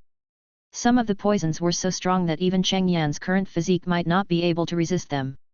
Carefully observing the situation in the open space, there was nothing else except a layer of snow, and there was not even a trace on the snow. Any traces on the snow will be very obvious, especially since the weather has been sunny for the past 2 days. As long as the snow does not melt, the traces can be preserved for a long time. Cheng Yan stepped on the open space with his forefoot and pressed hard. After confirming that there was land underneath the open space instead of an empty pit, he stepped into it with his whole body. After coming to the center of the open space and making sure that his observation range was large enough, Cheng Yan started to clock in. During the 10-minute clocking time, Cheng Yan just glanced at it and didn't pay attention to it. His attention now would not be on the clocking countdown. This open space gave Cheng Yan a feeling of uneasiness. His attention was now all on observing the movements around him. However, Cheng Yan did not find anything else until the time was up. Could it be that he felt wrong? Cheng Yan was a little suspicious whether his perception was wrong. He looked at the reward, 100 barrels of pure water. Cheng Yan felt pretty good about this reward. During this period of time, the rewards have always been meat and attribute points or other things. The necessary rewards such as pure water are extremely rare. After Cheng Yan looked at the rewards, he looked around the quiet surroundings. He was a little hesitant at this time. He had more than 200 faith points which could refresh the punch-in task twice. According to the previous guess, the refreshed punch-in task was in the original place, which means it was still here, but Cheng Yan always felt uneasy, which made him want to leave here immediately. Damn it, I am uneasy, I have been strengthened so many attributes, am I still afraid of other beasts? I am the strongest beast. Cheng Yan made up his mind and decided to refresh the punch-in task here. First, I refreshed the punch-in task with 100 faith points. The punch-in location was indeed in the original place, and then Cheng Yan started to punch in directly. Hey? Half an hour? Cheng Yan was a little surprised when he looked at the new punch-in countdown. The last refreshed task punch-in countdown was only a few minutes, but this time it was half an hour. It seems that the refreshed task rewards are not all garbage but also good. Cheng Yan was surprised to see the countdown, but was also worried about staying here longer. There was no other way, so Cheng Yan could only cheer up and focus on the surroundings to ensure that he could react immediately if there was any unexpected situation. However, after the punch-in time was over, Cheng Yan even refreshed the punch-in task for the second time and started punching in, and there was no accident. The third punch-in time was only 5 minutes, and the 5 minutes were over quickly. Cheng Yan left here as soon as the punch-in was over. Although he had been here for almost an hour and nothing happened, the uneasiness in his heart had always existed, and Cheng Yan still believed in his feelings. This uneasiness meant that there must be something here that could threaten him, but for some reason, nothing came out when he stayed here. With Cheng Yan's departure, this place returned to its previous appearance. The only difference was that there were tiger footprints on the snow where Cheng Yan had walked. 3 hours after Cheng Yan left here, a wild boar of considerable size was running wildly, heading here. There were still some scars on its body, as if it had been targeted by other predators, but it escaped and was now running for its life. The wild boar passed through the open space in a panic. When it ran to 2/3 of the open space, it suddenly let out a wail. Then the wild boar sank into the snow and died without struggling for a while. After a while, the open space suddenly shook, and the traces on the snow were instantly wiped out, returning to the appearance that Cheng Yan saw at the beginning. Cheng Yan didn't know what happened here. He was far away from here at this time. Wandering around. After 3 consecutive check-in tasks, Cheng Yan received purified water, 2 attribute points, and some snacks, such as potato chips. Cheng Yan had received these things before, but he rarely received them. And even if it was a reward of these snacks, Cheng Yan didn't feel anything after eating a bag of potato chips. He still had to eat meat to fill his stomach. The only benefit was that it allowed Cheng Yan to taste the taste of these snacks. As for whether it would cause harm to him after eating, Cheng Yan was not worried at all. His physique had been strengthened a lot, and even if there was any harm, it was not worth mentioning in front of his strong physique. It was just that after turning into a tiger, Cheng Yan felt that these snacks were not as delicious as when he was still a human. Cheng Yan could only say that he could accept it. It was okay to eat it occasionally to change the taste, but if he ate it for a long time, Cheng Yan would not be able to accept it. Cheng Yan still has a lot of these snacks in his system space. They were all given by punching in. He would take them out and eat some when he wanted to eat. Anyway, after putting them in the system space, they would be the same as when they were put in. They would not deteriorate and Cheng Yan would not be afraid of expiration. After strolling for a while, Cheng Yan felt a little hungry, so he took out some snacks that he had just punched in as a reward and prepared to eat a little to taste the taste. These snacks were not enough for Cheng Yan to fill his stomach, so he could only taste them. Looking at the bulging potato chip packaging, Cheng Yan used his sharp claws to cut it open directly, making the opening of the packaging bag large enough, and then used 2 claws to pick it up and pour it into his mouth. Soon, a bag of potato chips was poured into his mouth. Cheng Yan smacked his lips twice and finished the bag of potato chips. The taste was okay, but the quantity was too small and the packaging was small, so it took a lot of effort to eat it every time. Cheng Yan couldn't help complaining in his heart. In fact, the snack packaging rewarded by the system is already very large, but compared with Cheng Yan's big mouth and giant hands, these things do look like tiny things. Chapter 52. Capital. Wang Zhensin was on holiday at home for the new year. Just after lunch, one of his students called him. Thinking it was a student calling to wish him a happy new year, Wang Zhensin answered the call directly. Professor, there is news that a tiger roar was heard from Pingan village. Should we go and take a look? After the call was connected, a young voice came from inside. This voice was very excited and spoke in a crackling voice. Wang Zhensin frowned and interrupted, where is Pingan village? What tiger roar? Lin Su on the other end of the phone reacted immediately. He was so excited that he didn't explain the matter clearly. Professor, do you remember the albino Siberian tiger? We went to look for it before the new year but didn't find it. There was a tiger roar in a village called Pingan village, dozens of kilometers away from the albino Siberian tiger. It seemed that there was a tiger nearby. Although the distance is a bit far, the territory of the Siberian tiger is very wide. Maybe the albino Siberian tiger ran there, so we didn't find it. You mean there was a tiger roar in Pingan village? What time was it? Hearing the student's words, Wang Zhensin also asked hurriedly. They went to the Daxing Mountains to look for the albino Siberian tiger last time, but they didn't find it. It was just before the new year, so they left. As a result, it seems that the albino Siberian tiger has appeared again? Just yesterday, the people of Pingan village were having a reunion party. They were frightened by a tiger roar during lunch. They called the police several times. Professor, shall we continue to go and have a look? Lin Su brought the topic to the direction of Daxing Mountains again. Lin Su didn't care much about other things, but he is a doctoral student now. If he wants to graduate as a doctor, he has to make some achievements. This albino Siberian tiger is a big deal. As long as he finds albino Siberian tigers, not too many, even just some hair or feces, he may be able to submit it to a good journal and graduate directly after studying it. After all, there are only a few albino Siberian tigers in the world. Who can easily get their thesis stuck by reporting on albino Siberian tigers? Wang Zhensin was also very tempted, but thinking of his possible tasks recently, he could only sigh, I am not free recently. I may have to wait a few days before I can go. Professor, if I wait a few days, the white tiger may run away again. Lin Su said anxiously. Okay, let's go in a few days. There are more important things to do these days. That's it. Lin Su couldn't help but hammer the table in front of him when he heard the busy tone on his phone, and as a result, he knocked the water cup on the table off. The glass water cup fell to the ground and shattered instantly, and the scattered fragments also cut his legs. Blanche! Lin Su couldn't help but burst out a swear word. At this time, Cheng Yan was strolling in the mountains and forests, and he had walked deeper. He didn't want to get too close to the city, even if it was just a village, because he was once a human and he knew more about people and animals. Usually, he can rely on his identity as an animal protector to protect himself. Ordinary people can't hurt him, they can only be hurt by him.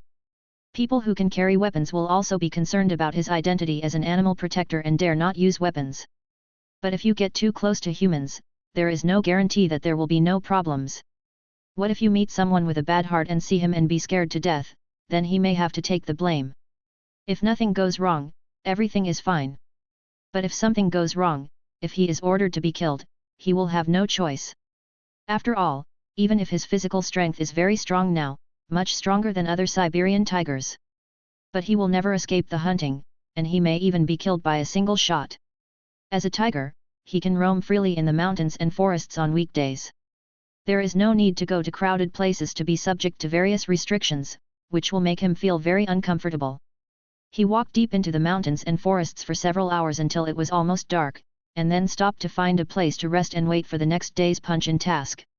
Pingan village. Wang Zhensin brought Lin Su and several researchers here.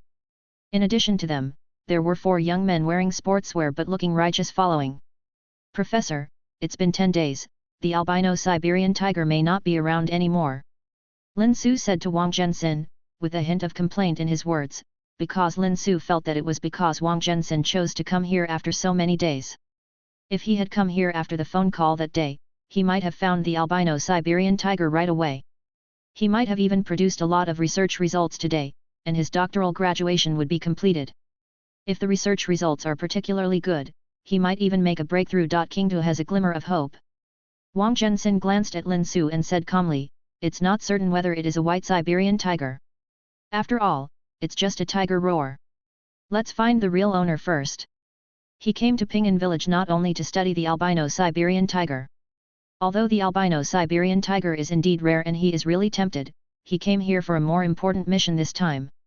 Let's go, let's inquire about the situation here first, and then go to the mountains and forests to have a look. 2 days later, Wang Zhensin and others appeared at the place where Cheng Yan once stood on the stone and roared. Wang Zhensin looked at the marks on the stone carefully and nodded. There are claw marks left by cats on this stone. It may be the marks left by the claws when jumping on this stone. And the marks are big, which is enough to show that the claws are big. It doesn't look like a cat like a snow leopard. Only a Siberian tiger can have this size. Lin Su on the side couldn't help but said excitedly, "There really is a wild Siberian tiger here. Maybe it's the albino Siberian tiger. They have been here for 2 days. They have been looking around for a long time in the past 2 days and have not found any tiger marks. This mark is the first proof that there is really a Siberian tiger here." Wang Zhensin frowned and looked at the marks in front of him. This mark is indeed from a Siberian tiger, but it seems that some time has passed. It may be left by the Siberian tiger that roared before. But more than 10 days have passed since then. The Siberian tiger may not be here anymore. After looking at Lin Su, Wang Zhensin looked at the righteous young man behind him and gestured to him. The young man nodded in understanding. All these movements were very small, and Lin Su, who was excited, didn't notice them at all. The nodding young man quietly made a few gestures to the other 3 companions, telling them that everything would proceed according to the plan. Chapter 53. After several days of investigation, Wang Zhensin and others determined that the wild Siberian tiger should have gone deep into the forest. When confirming this news, Lin Su's eyes flashed a few times, and he did not complain to Wang Zhensin again. After going down the mountain and returning to his residence, he returned to his room, confirmed that the doors and windows were closed, and the sound could not be transmitted. Lin Su immediately took out his mobile phone and made a call. It went deep into the forest. According to the direction it left, it should go to the junction of the Bell Grassland and the Daxing Mountains. You can take people to find it. The old guy Wang Zhensin may not continue to explore. I know, you will get the benefits after the matter is done. After hanging up the phone, Lin Su looked at Wang Zhensin's room next to him and sneered. Let you not listen to me. If you listened to me at that time, I would not contact poachers to sell the traces of the albino Siberian tiger. When they caught the Siberian tiger, I would not only get a lot of money but also study the albino Siberian tiger at will. In the future, my status in the circle may not be worse than yours. However, Lin Su didn't know that all the calls he made in the room were monitored. Meanwhile, Cheng Yan had been wandering in the forest for a long time. After leaving the strange open space, Cheng Yan had been walking deep into the forest. Every day, he basically waited for the task to refresh and then went to punch in. After punching in, he strolled around to kill time. Cheng Yan even used a trick of fishing to kill time. He took out a large piece of meat and put it in a relatively open place. He hid in the snow next to him, relying on the white snow to cover his figure. He used meat to fish for various carnivores. When they came, Cheng Yan suddenly came out to scare them. At the beginning, Cheng Yan used this trick but found that some carnivores wanted to come over after smelling the meat, but when they approached, they suddenly froze as if they smelled something, and then turned around and ran away. This result made Cheng Yan depressed for a while. He didn't know what was going on. He was hiding very well, and these animals shouldn't have found him, but they ran away when they approached. After fishing several times, Cheng Yan smelled the smell left by those carnivores and remembered that he was a tiger. The smell he left was a danger signal for other carnivorous predators. On weekdays, there was a little smell in the places he walked by, but he was just passing by. The smell left was not much and would dissipate quickly. Those predators would just remain vigilant after smelling it, but would not turn around and run away. But he was fishing here, and the meat had his smell on it. He was still hiding nearby, and the smell of the tigers here was even stronger. Cheng Yan was used to his smell, so he couldn't find it very well, but other predators were very sensitive and could immediately find out how strong the smell was here. After smelling such a strong smell, those predators would certainly not stay here. Even if there was the temptation of food, some guys who were not starving would not grab food in the tiger's territory. All the animals Cheng Yan encountered were rational. Snow leopards and lynxes are very good at hunting. Even if they occasionally go hungry, they can basically catch prey. Therefore, they will turn around and run away after smelling the tiger. After discovering this, Cheng Yan learned to be smart. He quickly threw the meat far away, and then he got into the snow at a distance, relying on the snow to reduce his smell. After using this trick, the carnivores were really fooled. Although there was still a little smell of tiger, the smell was very light. To them, it might be that the tiger just passed by here and was not here now, so they all wanted to eat the meat. When these carnivores approached, Cheng Yan suddenly got out and rushed to the snow leopard or lynx, directly scaring them to jump up and run to the tree immediately. It must be said that fishing gave Cheng Yan great happiness and time was also wasted. He finally didn't have to be so bored every day. Cheng Yan has been like this for the past 20 days. He has been very comfortable every day, eating well, playing well, and feeling very comfortable. However, it is hard for the various animals that were frightened by Cheng Yan. During these 20 days, Cheng Yan punched in every day and got a lot of things. The most was various meats, followed by attribute points. He added 3 or 4 points to various attribute points, and there were also some other scattered snacks. During this period, Cheng Yan's faith points also increased to more than 100 twice. When he reached 100 faith points, Cheng Yan used them. The punch-in time obtained from the 2 refreshed tasks was okay, both half an hour, and a total of 4 attribute points were awarded. After obtaining so many attribute points, Cheng Yan doubted himself. His physical attributes are already 2 or 3 times that of other Siberian tigers. Now that his body is so strong, he may live many more years than other Siberian tigers in the future. After completing today's check-in task, Cheng Yan did not continue fishing. During this period of time, he basically went fishing for the roads he walked when he checked in. In fact, the distance he walked in the past 20 days was less than 100 kilometers. Cheng Yan planned to walk more. However, at the check-in place, Cheng Yan often encountered the kings of various animals, among which the ones that caught Cheng Yan's attention were reindeer, lynx, and snow leopard. Among these 3 animals, reindeer are very large, but they are herbivores. Adult reindeers are even 1.67 meters tall, not counting their horns, which is 2 meters tall. Large reindeers can even reach more than 300 kilograms, which is heavier than the weight of Siberian tigers, but smaller reindeers weigh only 60 to 70 kilograms. Although they are of the same kind, the difference is extremely large. The reindeer king that Cheng Yan found weighed as much as 500 kilograms, and was much larger than other adult reindeers. Cheng Yan found the reindeer when he was checking in. At that time, he didn't know that he had come to the territory of the reindeer tribe. He was almost hit by several adult reindeers when he was checking in. There were some young reindeers living near the check-in location at that time. Other reindeers thought that Cheng Yan, the tiger, was here to hunt, and those adult reindeers came to fight with Cheng Yan to protect their cubs. Although the big reindeer weighs no less than an ordinary Siberian tiger, one is the top predator, the Siberian tiger, and the other is just a medium to large herbivore. The combat power is not at the same level at all, not to mention that Cheng Yan's size is larger than other Siberian tigers. At that time, in order not to leave the check-in location, Cheng Yan was not polite at all and directly slapped the reindeers down with a few slaps. After several reindeers were knocked down, an extremely large reindeer rushed over and hit Cheng Yan directly. Cheng Yan also looked at the huge reindeer and guessed whether it was the reindeer king. He spoke directly in the language of all things, which ended the fight between the 2 sides.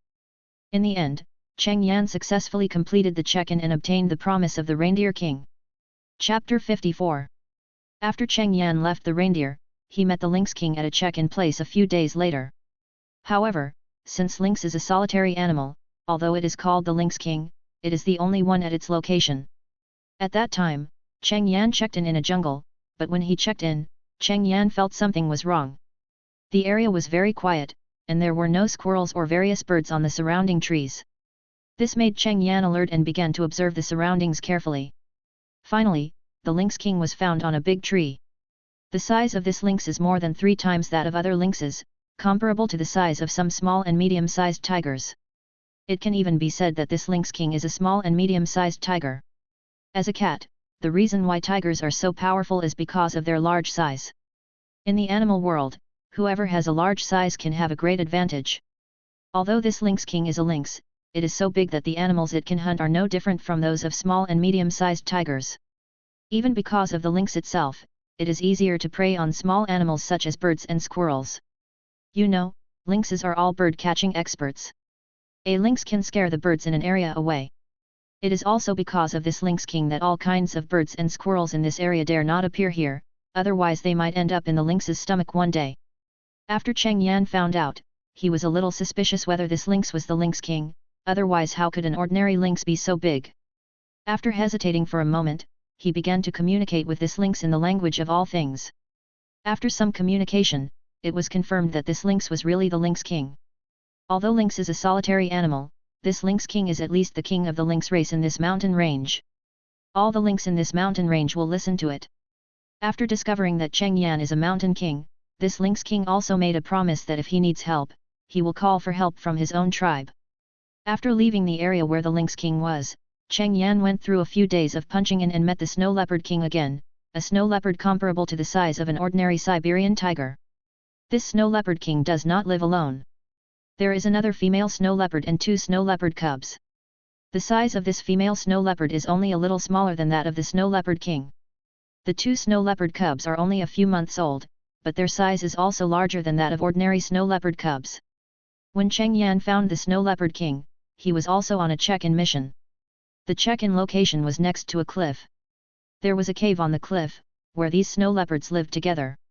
When Cheng Yan came here, he was discovered by the snow leopard king as soon as possible. The snow leopard king thought that Cheng Yan was just a larger tiger, so he didn't pay much attention to Cheng Yan. The snow leopard king was not afraid either. First, it lived in a cave on the cliff, more than 10 meters from the ground.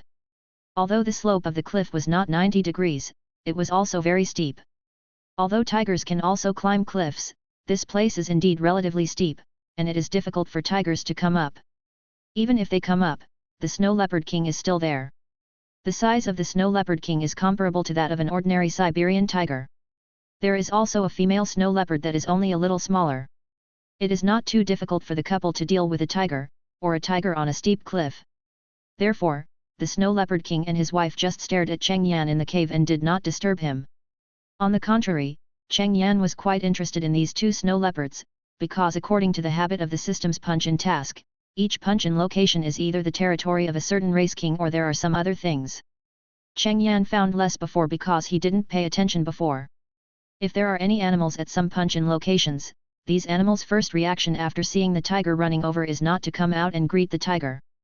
They will definitely hide to prevent being found by the tiger. Cheng Yan did not find these hidden animals at first, but after several such situations, Cheng Yan had ideas about each punch-in location. However, in addition to animals, there are other things that are possible, so Cheng Yan can't always find the king of some animal races. This time, 2 such big snow leopards appeared at the punch-in location, and Cheng Yan guessed that one of them might be the snow leopard king. It was another meritorious service for the language of all things. After Cheng Yan spoke, the 2 snow leopards who could understand the meaning were a little confused, but the snow leopard king quickly reacted. The animal that was not of the same race but could make them understand the meaning must be a mountain lion. After some communication, Cheng Yan found that although the Daxing Mountains are considered the habitat of snow leopards, their geographical location and ecological environment are not suitable for the survival of snow leopards. The number of snow leopards is very small, with a total of only dozens. These snow leopards are scattered throughout the Daxing Mountains. There are only dozens of snow leopards in such a large area, so it is difficult to meet snow leopards. Although it is the king of snow leopards in this area, even it rarely meets its own kind on weekdays. Although Cheng Yan often met snow leopards before, it was because Cheng Yan's range of activities was too wide. He wandered around the entire Daxing Mountains, so he met more snow leopards. But even so, the total number of snow leopards Cheng Yan met did not exceed 30. You can imagine how many snow leopards there are in the Daxing Mountains. When Cheng Yan was communicating with the snow leopard king, he found 2 little snow leopards of the snow leopard king. They were smaller than the huskies Cheng Yan had met before, but they were furry and fat and round because they were fed by the snow leopard king and the female snow leopard. They were very cute and adorable. Cheng Yan kept staring at the two little snow leopards at that time, which made the snow leopard mother think that Cheng Yan wanted to attack the two little snow leopards, and she was fierce to Cheng Yan. Cheng Yan said he was innocent. He did want to attack the two little snow leopards, but he didn't want to attack them.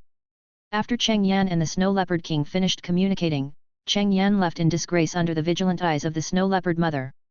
In the following days, Cheng Yan has been on the way to check-in and fish. Until now, the distance he walks every day is the distance of the check-in location. After checking in that day, Cheng Yan did not fish. After walking around, Cheng Yan smelled a different smell. Now Cheng Yan is very familiar with everything in the forest. He can smell the smell of various animals, but this time he smelled not the smell of animals, but the smell of people, and the smell of cigarettes. Someone came to the forest to smoke? This was the first thought that came to Cheng Yan's mind. But Cheng Yan soon thought of something else. This is deep in the Daxing Mountains, far away from the outside of the mountains. Which ordinary person can come here to smoke? Even some hikers rarely come here because it is too dangerous and there are too many ferocious wild animals. And the scent that Cheng Yan smelled was not just 1 or 2 people, but more than 5 people. Could it be poaching? Cheng Yan immediately became alert and began to look around. Chapter 55. Cheng Yan looked around and soon found 2 sets of footprints belonging to people in the snow nearby. After a careful inspection, there were not many footprints here, not as many as the several different smells he had smelled before. There were only 1 or 2 sets of footprints, but each footprint was quite large. Cheng Yan kept thinking while looking at these footprints. Of course, he believed in his nose. His sense of smell was very powerful after being strengthened. He smelled several different smells that belonged to people. There was only one possibility that there were only 2 sets of footprints here, that is, these people might be more powerful than he thought, and they were very familiar with how to walk in the snow. Walking in the snow, if the snow layer is relatively thick, one person takes the lead, and the others follow this person, and each step is on the same footprint, which will save effort. And from their route, it seems that they are not just walking, but looking for something, because the 2 sets of footprints are not very close but separated by a distance. Cheng Yan sniffed the smell. The faint smell of smoke was already very faint, but being able to smell the smoke proved that these people had not been here for long, otherwise the smell would have dissipated long ago.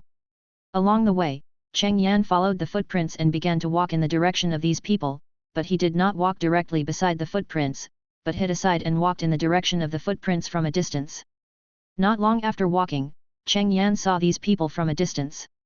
The moment he saw them, Cheng Yan's pupil shrank, because they had guns in their hands. 8 people, each with a gun. The moment he saw the guns in their hands, Cheng Yan understood that these people were definitely not hikers, but only poachers. These guys are not here to find me, right? Cheng Yan couldn't help thinking in his heart. Of course he knew the value of his albino Siberian tiger. The Siberian tiger itself is quite valuable, and the word albino is enough to increase its price tenfold or even dozens of times. With this idea, Cheng Yan became more careful. The other party had a gun in hand. Not to mention that his current physical strength was only 2 or 3 times that of other Siberian tigers, even if it was 10 times stronger, it might not be able to withstand a few shots. In addition to these, Cheng Yan also found that they were carrying a sack. It seemed that the sack was filled with something and was carried by a very large person. The 8 of them were divided into 2 teams, one team had 4 people, and the 2 teams were about a few dozen meters apart, all moving forward into the forest. The 2 teams moved forward, one on the left and one on the right, and from time to time they would look at the traces around them. The 2 teams would occasionally glance back, but they only shook and did not observe carefully. It was obviously difficult to find Cheng Yan, the white tiger in the snow, with such a shake, and Cheng Yan consciously dodged behind the tree, which made it even more difficult to find. After following for a while, Cheng Yan found that these people stopped, as if they were preparing to rest. Cheng Yan immediately stopped and hid behind a big tree, and then moved slightly into the snow. The big guy put down the sack he was carrying, relaxed his shoulders, and couldn't help cursing, "Damn, that white tiger is really good at running. We arrived at Pingan village on the 2nd day of the Chinese New Year, but we haven't found it for so many days." A middle-aged man leaned against a tree and smoked while observing the surroundings and said, "According to the latest news from the leader, the white tiger may have gone to the direction of Bell Prairie. He has arranged another group of people to look for it. We just need to slowly move towards that side." The big guy took out a kettle and drank a sip of water. Based on the speed of the tiger, it may have run out of the Daxing Mountains now. We should have returned empty-handed this time. The middle-aged man smoked and said lightly, whether we return empty-handed or not, we will not lose anything. A snow leopard can still make us feel cool. How much is a snow leopard worth? That white tiger was offered 300 million. Even if the 300 million is divided, each of us can get tens of millions. Even if it is dead, there will be 50 million. The big guy complained indignantly. If it were normal times, he would be satisfied with a snow leopard, but this time they were going for the white tiger, and the value of a snow leopard was just that compared to the price of the white tiger. Cheng Yan, who was not far away, heard the conversation of these people clearly and determined that their target was him, which made Cheng Yan's eyes flash with murderous intent. After living in the dangerous Daxing Mountains for so long, Cheng Yan is no longer the same as he used to be, especially after turning into a tiger. He has no feeling at all about hunting various animals, and sometimes even gets a little excited. As for the fact that the opponent this time is a human, Cheng Yan will not back down. The other party is ready to take his life, and even if he doesn't want his life, he is ready to capture him alive. His life after being captured alive will be very happy. The child would not be as free as he is now. Although he was ready to kill these people, Cheng Yan did not act immediately. The other party had guns, and there were 8 of them. Even if he killed 1 or 2 people in a sneak attack, the remaining few had enough time to shoot him. It is not difficult to hear from the words of these people that most of them have been doing this business for a long time. The other party is experienced and must be good at shooting. Cheng Yan does not want to gamble. After taking a look at the sack thrown by the big man in the snow, Cheng Yan already had an idea. These people have now caught a snow leopard. Although it was covered with a sack, Cheng Yan did not smell the blood, which proved that the snow leopard was not dead and was still alive.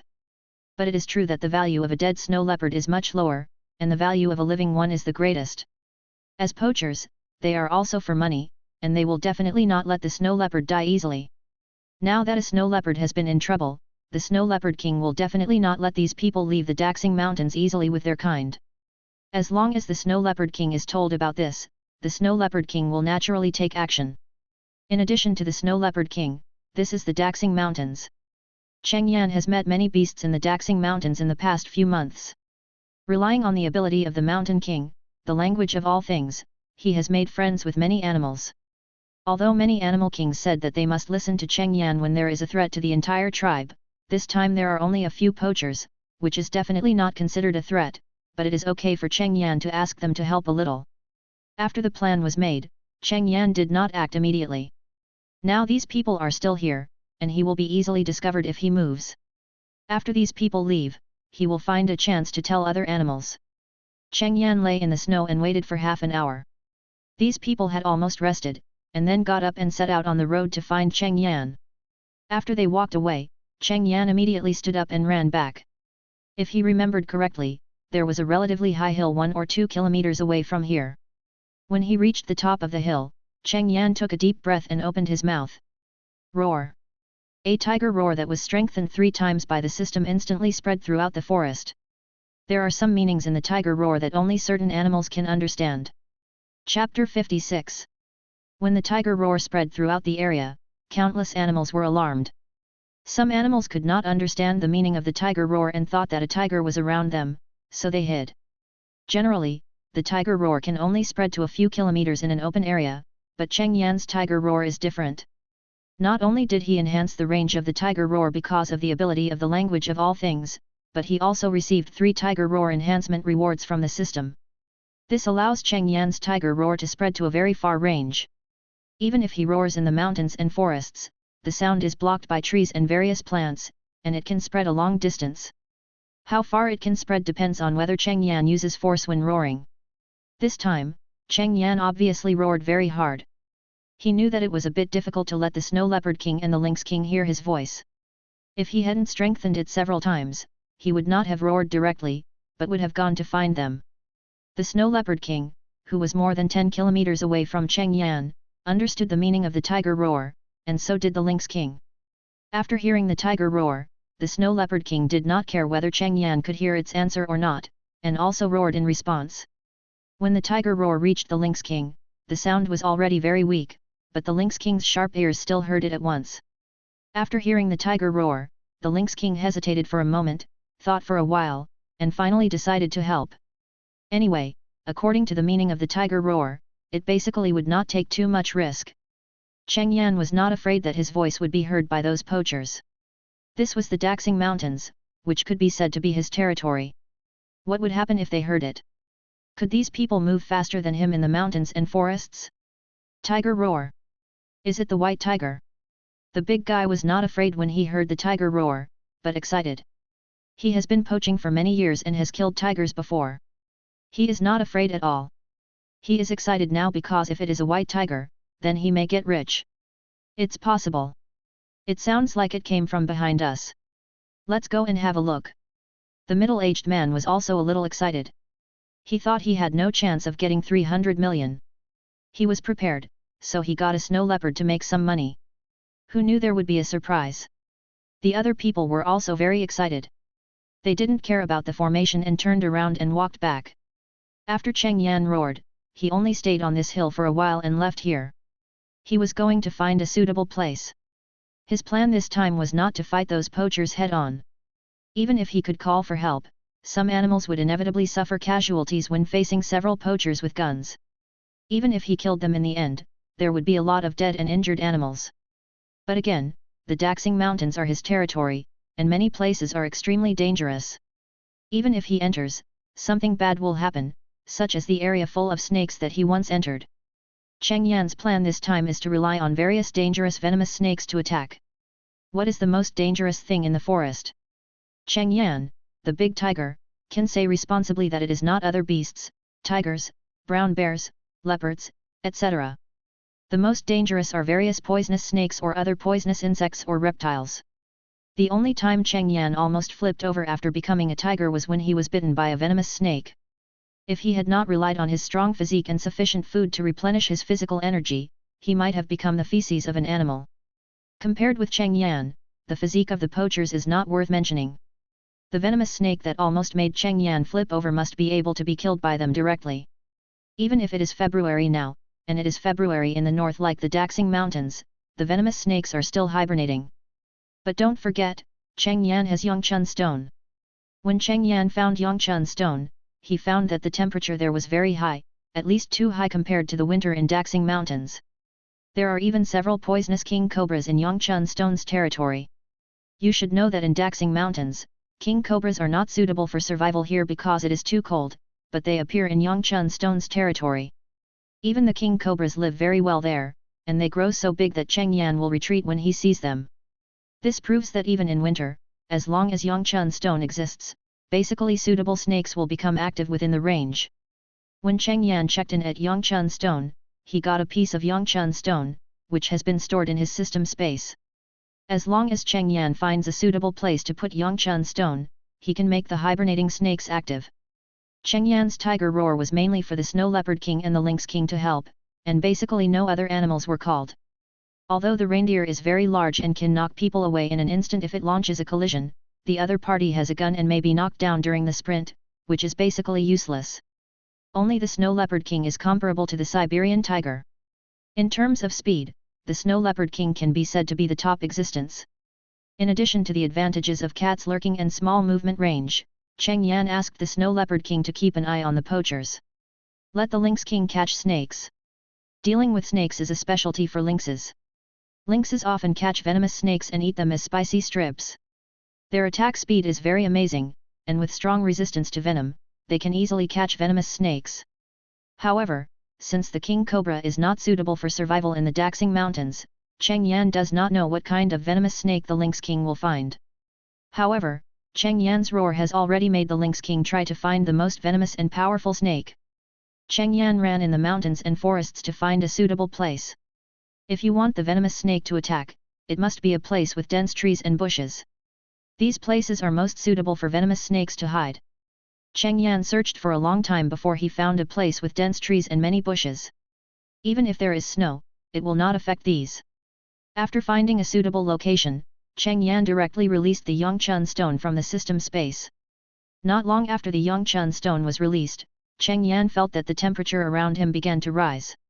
It would not be long before the snow on the ground would all turn into water, and the surrounding environment would become like spring. After taking a look at the Yongchun stone, Cheng Yan did not stay here, but prepared to meet up with the Snow Leopard King and stare at the poachers together. Although Cheng Yan had come from the Snow Leopard King for several days, he did not walk in a straight line during these days. His daily check-in distance was random, and the location was not a straight line distance. Sometimes it might be a few kilometers away from the Snow Leopard King, sometimes more than 10 kilometers, and sometimes closer. Although the distance this time was more than 10 kilometers, relying on the Snow Leopard King's speed, it would not take too long to arrive. Chapter 57. In just a few hours, Cheng Yan reunited with the Snow Leopard King. For the Snow Leopard King and Cheng Yan, the tiger, they already knew each other and knew each other's smell. They didn't need to keep communicating with each other by roaring to know each other's location. As long as he smelled the place where Cheng Yan passed by, the Snow Leopard King could know the direction Cheng Yan was heading. If the Snow Leopard King had not run at full speed to maintain his physical strength, he might have arrived faster. Cheng Yan took out a piece of meat from the system space and threw it to the Snow Leopard King, letting it rest for a while and then eat it to replenish its physical strength. We will keep an eye on the poachers later. The other party has guns, and it is easy to get into trouble without sufficient physical strength. At this time, the 8 poachers were also heading towards the location where Cheng Yan roared, but because the location of Cheng Yan's tiger roar was not only a straight line behind them, but also a little deviated, and they had also passed by there before. So they had a deviation of more than 100 meters from the previous resting position, so they did not find any traces of tiger movement at the previous resting position. At this time, they were still in excitement, imagining how they would live freely after catching the white tiger and getting a lot of money. When Cheng Yan found them with the Snow Leopard King, they had been walking for several hours without even taking a break. Even those who often ran outside had already had some breath. Being stared at by a tiger or leopard in the mountains is definitely not a good thing. Even experienced hunters can easily die. Because tigers and leopards have better vision and hiding ability than humans in the mountains. If this tiger has a human soul, it would be even more tragic. Wild Siberian tigers or leopards may still be concerned about some human behaviors or items, but Cheng Yan, who has a human soul, knows everything about humans. With the advantage of being a tiger, it is really easy to keep staring at them without being discovered by them. Cheng Yan and the Snow Leopard King followed them all the way to the hill where Cheng Yan roared before. They found Cheng Yan's footprints on the road, but the footprints went towards the hill, so they followed the footprints. But when they arrived at the hill, they found that the tiger was not there and ran away again. Damn, this tiger roared here for no reason and ran away again? Is it crazy? The big man complained helplessly. He was carrying a snow leopard on his back, and he was the most tired one on this road. I don't care, I have to rest for a while, and then catch the tiger later. Anyway, it can't run away with footprints. Hearing what the big man said, the other people just looked at each other and agreed. They were also very tired, but they were just holding on because the 300 million bonus was beckoning. Cheng Yan and the Snow Leopard King stared at them sitting down to rest in the forest not far away, and suddenly a lynx's howl sounded, and it seemed not far away from them. Cheng Yan immediately realized that this was the howl of the Lynx King. The Lynx King had arrived. Cheng Yan asked the Snow Leopard King to watch here and told him not to go up alone, otherwise even if it was the Snow Leopard King, it might be killed. Although the Snow Leopard King was a little confused, how could Cheng Yan, a big tiger and a huge snow leopard, be so afraid of a few two-legged beasts, but since Cheng Yan, a mountain king, said so, the Snow Leopard King decided to listen to him. When Cheng Yan found the Lynx King, he was shocked. The Lynx King was holding 2 big spicy strips in his mouth. At this time, the 2 big spicy strips seemed to be frozen to death, and they were hard in his mouth without moving at all. To be honest, Cheng Yan was a little scared of this kind of cold, slippery, and poisonous thing. Whether he was a human or a tiger now, he was a little scared, otherwise he would not have seen the slightly large king cobra retreat directly. Dare not move! Dare not move! However, the 2 spicy strips are obviously still in hibernation, so Cheng Yan took the courage to observe the 2 spicy strips. The triangular head, black in color, these characteristics undoubtedly prove that the 2 spicy strips are poisonous. These 2 spicy strips are the most active and poisonous snakes in the Daxing Mountains, the Ushiri pit viper, which is highly poisonous. For people, if bitten by this kind of poisonous snake, emergency measures must be taken immediately and then go to the hospital for treatment, otherwise they may die. However, This is deep in the Daxing Mountains. Although it is not an uninhabited area, it is still a long way from the outside town. If these poachers are bitten by this snake, they will definitely stay here. Cheng Yan took the Lynx King to the place where he placed the Yongchun stone and asked the Lynx King to put the 2 ushery pit vipers here waiting for the hibernation to end, and at the same time let the Lynx King find more. 2 ushery pit vipers. Cheng Yan felt a little insufficient. After all, the other party was 8 people, and they were often active in the wild, wearing thick clothes, trouser legs tucked into shoes, gloves on their hands, and hats on their heads. In this situation, it is difficult for snakes to bite them and poison them, not to mention only 2 snakes. Hearing the meaning of Cheng Yan's roar, the Lynx King was a little confused, because this Tiger Mountain King asked him to find 100 of these snakes. The Lynx King wanted to say where he could find so many snakes. You know, these snakes are hibernating now, all hidden. If it weren't for his rich experience, these 2 snakes might not be found. However, after Cheng Yan promised 200 kilograms of beef, the Lynx King nodded and agreed. 200 kilograms in this weather is enough for him to eat for a long time. Even though the Lynx King usually lives a comfortable life, he cannot guarantee that he can have a good meal every day in the winter when food is scarce. Watching the Lynx King walk away, Cheng Yan began to rush towards the hill. Now is not the time to lure the poachers over. We have to wait until the Lynx King finds enough venomous snakes and those venomous snakes wake up from hibernation. However, how to let the poachers directly step into the area full of venomous snakes is also a problem. Cheng Yan can't wait there all the time. Even if he leaves traces for them to come over, if they are experienced enough, they will not expect that there will be venomous snakes in winter. But they will not stay in that area for a long time, so it is difficult for those venomous snakes to find a chance to bite them. They are wearing 2 thick clothes, and it is a bit difficult to bite through their clothes and pants. They can only start from the exposed parts such as the neck or face. But these places are the most difficult to attack. After all, it is impossible that the snake can run in front of their faces and they won't see it. Chapter 58. Cheng Yan and the Snow Leopard King had been watching the poachers. Occasionally, Cheng Yan would leave some traces in front of them to mislead them, in case they went to the location of Yongchun stone too early. The poachers did not plan to move forward until dark. They had been running all day and were very tired. Moreover, the forest after dark was very dangerous. Even with guns, the sight was not as good as during the day, and they could not guarantee that they could hit some wild animals with one shot. So they dared not move forward rashly and had to rest. After they rested, Cheng Yan led the Snow Leopard King to retreat first. Although the Snow Leopard King was anxious to save the snow leopard in the sack, he was still dragged away by Cheng Yan. Now was not the time. Go back and wait for the news of the Lynx King. If the news was confirmed, they could rescue the snow leopards first at night, or even hunt them in the dark. As soon as he came near Yongchun stone, Cheng Yan's hair stood up instantly. Although it was dark, Cheng Yan's vision could still see a lot of things clearly in the dark. For example, the dense and twisted snakes around Yongchun stone at this time made Cheng Yan's hair stand up. Although it was just a rough look, Cheng Yan could still roughly see that there were at least dozens of ushery pit vipers. Even at night, the energy of these snakes was very strong here at Yongchun stone. The Lynx King was not here. It was probably looking for other poisonous snakes. At this time, Cheng Yan did not dare to step into the range of Yongchun stone for fear of being bitten. Even if these snakes would not bite people, he would not go in. Who wants to be with a lot of poisonous snakes? Even if Cheng Yan is a tiger now, he will never dare to go there.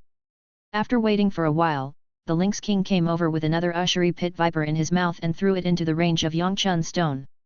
Now there are too many poisonous snakes in the range of Yongchun stone, and even the Lynx King will not easily step into it. Cheng Yan asked the Lynx King and learned that the Lynx King had been busy so far and had already caught more than 60 snakes. It said that it had basically found all the poisonous snakes in the surrounding area. Complaining to Cheng Yan that 100 snakes were simply an impossible task, Cheng Yan looked at the densely packed snakes and told the Lynx King not to continue and to go and rest first. There are already so many snakes here, Cheng Yan thinks it's time to act, and even take advantage of the darkness now to cover up the traces of these ushery pit vipers to the greatest extent, and act now. Roar! Cheng Yan roared at the Snow Leopard King, asking the Snow Leopard King to go with him to rescue the snow leopard and lure the 2-legged beasts over. The Snow Leopard King was very excited when he heard this, and he ran towards the 2-legged beasts first.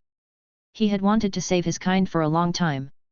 If Cheng Yan, the Mountain King, had not been trying to dissuade him, he would have rushed over the moment he met the two-legged beasts. Cheng Yan hurriedly followed, fearing that the Snow Leopard King would rush over and attack directly. Now he had to see the situation before he could decide whether to attack or not. After catching up, Cheng Yan roared again, telling the Snow Leopard King that he must listen to him when he came over. After he took action, the Snow Leopard King should first save the snow leopard in the sack, and he was not allowed to run away after saving it. Although the Snow Leopard King was puzzled, he still agreed. His main goal this time was to save his kind, and secondly to kill those two-legged beasts who dared to attack their race. You should know that the number of their snow leopards in the Daxing Mountains is originally small, and there are not many in total. Losing one is a very big loss, and those who dare to hurt it must pay the price. Arriving at the place where the poachers rested, 7 of the 8 poachers were already sleeping in sleeping bags, and the other one was holding a gun and smoking on duty. There was a small fire among them. Although the fire would attract many wild animals, it could keep them warm, especially in the Daxing Mountains, where the temperature at night could reach -20 to 30 degrees Celsius, if there were no adequate insulation measures. If people sleep, they will die even without other wild animals attacking. It is not just talk that people can be frozen to death. Compared with wild animals, the cold is more deterrent to them. After all, if wild animals come, they have guns and can at least use guns to protect themselves. It must be said that these people are still quite professional. At least there will be people on duty at night to prevent wild animals from attacking. However, Cheng Yan also admires these people's courage. They are alone on duty at night in the Daxing Mountains full of ferocious wild animals. Cheng Yan and the Snow Leopard King acted separately. Cheng Yan had white fur with black patterns, while the snow leopard also had grayish-white fur with black spots. The two of them were very suitable for lurking in the snow at night. Cheng Yan moved behind the night watchman, then lay prone in the snow and slowly approaching.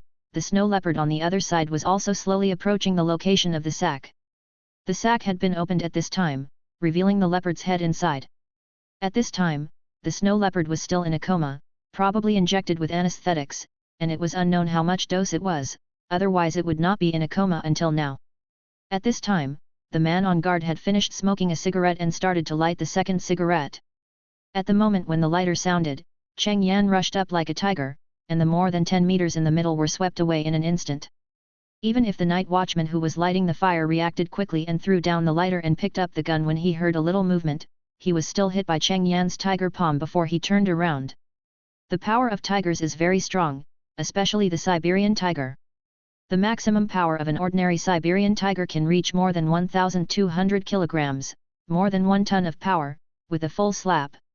Even a boxing champion might be knocked away by this slap, not to mention that Cheng Yan's power is much stronger than other Siberian tigers. A slap on the night watchman made him fly out without a sound and fall straight to the ground. It was obvious that he was dead. The Snow Leopard King took this opportunity to rush forward and ran with the sack in his mouth. Fortunately, the Snow Leopard King was very large, comparable to the size of an ordinary Siberian tiger. An ordinary adult snow leopard weighs about 80 to 150 kilograms. This snow leopard probably didn't weigh too much because it was winter and there was relatively little food. It was about 100 kilograms. The Snow Leopard King could pick it up relatively easily. Although the movement of Cheng Yan and the Snow Leopard King was not very big, it also woke up several poachers who were sleeping. They saw Cheng Yan and the Snow Leopard King at the first time, and immediately realized that something was wrong, and reached out to grab the gun beside them. Facing these large beasts, only guns can give them a sense of security. Be careful, this tiger seems to be the white tiger. Don't kill it. Use anesthetic when you can. The big guy was the first to shout. Even though his life was in danger, he was thinking that this white tiger was worth 300 million, instead of killing the tiger first to save his life. Chapter 59. Although several poachers still wanted to capture Cheng Yan's white tiger alive, they actually thought too much. Although they reacted quickly and got the gun in the first place, Cheng Yan was faster. After Cheng Yan slapped the night watchman away, he turned around and ran without stopping. Even though he could kill 1 or 2 people when these people just woke up, Cheng Yan did not do it. Because even after killing 1 or 2 people, he was too close to the remaining people. Cheng Yan was so big that the other people could easily hit him after getting the gun. Cheng Yan didn't want to be shot, so it was the best idea not to continue attacking. If these people would chase him next, he could lead them to Yongchun Stone and let the poisonous snake bite them in the dark. This would be much less dangerous for Cheng Yan and his men. Why would they risk being shot? It was totally unnecessary. The only ones who might suffer might be the Usheri pit vipers. They might suffer some casualties. After all, it would take some time for the poison to make them incapable of movement, which was enough time for them to kill some snakes. Just as the poachers picked up their guns and fired, Cheng Yan's figure had disappeared in the forest at night. Although the Snow Leopard King was holding a snow leopard and was a little slower, because the poachers' attention was on Cheng Yan's white tiger, the Snow Leopard King also ran into the forest smoothly. Seeing the white tiger disappear in the forest, the poachers hurried out of their sleeping bags. They first checked the unlucky night watchman lying on the ground and found that he had no breath. They just cursed and then chased the white tiger. The body was directly abandoned here by them. Poachers like them are always doing things that cost them their lives. Whether they are exposed or hunting various animals, it is extremely dangerous. They have seen their companions get into trouble over the years, and they are used to it now. In addition, they don't contact each other often on weekdays to avoid being caught in one net after exposing one person, so the feelings between them are not too deep. The team is mainly formed by the arrangement of the leader. There are about 20 of them, and they will form a team under the arrangement of the leader every time they go out poaching. They can only be said to be familiar with their companions, but the communication is not deep. If they die, they die. They even think it's good that the white tiger has appeared this time. If they catch the white tiger next, there will be one less person to share the 300 million yuan, and they can also share more. Following the footprints left by the white tiger, several people tracked all the way. After 2 hours, everyone saw the traces of the white tiger again. Under the illumination of their flashlights, they can clearly see that the white tiger is lying in the snow, as if eating something. There was a big rock blocking the line between them and the white tiger. If the people were not scattered, the person at the edge might not even see the white tiger. Go behind the big rock and use the tranquilizer gun. Control the dosage. Don't shoot too much, or you will hurt your head. The middle-aged man gave the order calmly. Among the 8 of them, he was the one who had been poaching for the longest time, so he had a lot of say among them. But they were so excited to see the white tiger again that they didn't notice that there was no snow on the ground a few meters around the big rock, and there were many bushes, and the branches of the big trees were staggered. Because the flashlight had already illuminated the white tiger, and the white tiger had turned around to see them, they didn't take it slow and ran over at the fastest speed. At the same time, 3 people changed the tranquilizer gun, and the remaining 4 still held the guns in their hands just in case. Cheng Yan looked back at the poachers who had taken the bait, and couldn't help but smile on his huge round tiger face. But this smile was fierce, and it was scary to see. When several poachers had already reached the location of the big rock, Cheng Yan stood up and roared like a tiger. His roar did not use the language of all things, but simply roared. Even so, after the roar +3, his roar could slightly vibrate the surroundings. For example, the Usheri vipers on the branches above the Yongchun stone. After Cheng Yan roared like a tiger, most of the Usheri vipers on the branches fell down.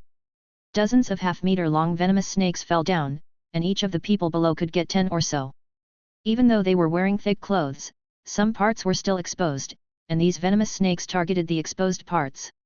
Ah! What the hell? Various howls came out from several people in an instant. Even though they were all experienced poachers, they had never experienced the scene of dozens of poisonous snakes suddenly falling from the sky. Those who had experienced it should have died, and no one would come back alive. Even if they had guns in their hands, they couldn't shoot in this situation, and they were bitten several times. Only 2 or 3 people reacted the fastest, directly throwing down their guns, pulling out the short knives they carried with them, shaking off the snakes on their bodies and slashing at them. Cheng Yan was watching this side not far away.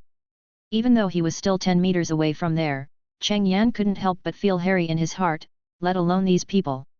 Even if he was a tiger now, he would be scared to jump up immediately if dozens of poisonous snakes suddenly fell from the sky. Although he can metabolize a lot of toxins with his strong physique, he probably can't change his fear of snakes. Cheng Yan couldn't stand it anymore. There were too many snakes. He felt a little scared even if he looked at them. So he ran away directly. As for these poachers, there is no need to keep paying attention to them. Cheng Yan also knows that they will not survive. They were bitten in the neck and face by these highly poisonous Usheri pit vipers, and it was not just one. The cumulative venom injected by several Usheri pit vipers was enough to kill them. Even if they could barely survive, they would not be able to run out of the Daxing Mountains in a poisoned state. They would lose their ability to move due to the poisoning soon. Although he was sure of this, Cheng Yan did not leave too far. He stayed nearby to avoid any accidents. At the same time, he was still thinking about how to deal with other poachers. He did not forget that these poachers had said before that they were just the first few to come in, and there were others guarding him at the junction of Bell Prairie and Daxing Mountains. The other party was a poacher and wanted to catch him. Of course, Cheng Yan would not be polite. It would be best to completely keep all the poachers. If not, they would have to suffer great losses. Chapter 60. Cheng Yan stood guard for a long time, but the men didn't make any big noise. Finally, he couldn't wait any longer, so he went over to check the situation. With the help of the flashlight dropped by the poacher, Cheng Yan saw the specific situation on their side. Even though it was not the first time he saw so many poisonous snakes gathered together, Cheng Yan was still furious after seeing it this time. The 7 people were lying on the ground at this time, unable to move, and occasionally their bodies would twitch to show that they were still alive. And their bodies were densely packed with snakes crawling, and their exposed skin was basically black, which was the situation shown by the erosion of toxins. Generally speaking, although the Usheri pit viper is highly poisonous, if the venom injected after being bitten is not too much, even if they are not treated immediately, they can live for a few hours, and those with stronger resistance can even live for more than 10 hours.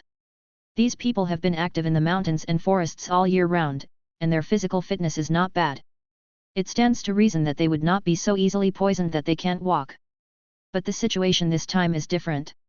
This time, the Usheri pit vipers bit dangerous parts such as the neck and face. The injected venom will flow through the body faster, making the poison take effect faster. And this time it was not just one venomous snake that bit, but more than 10 venomous snakes bit at the same time.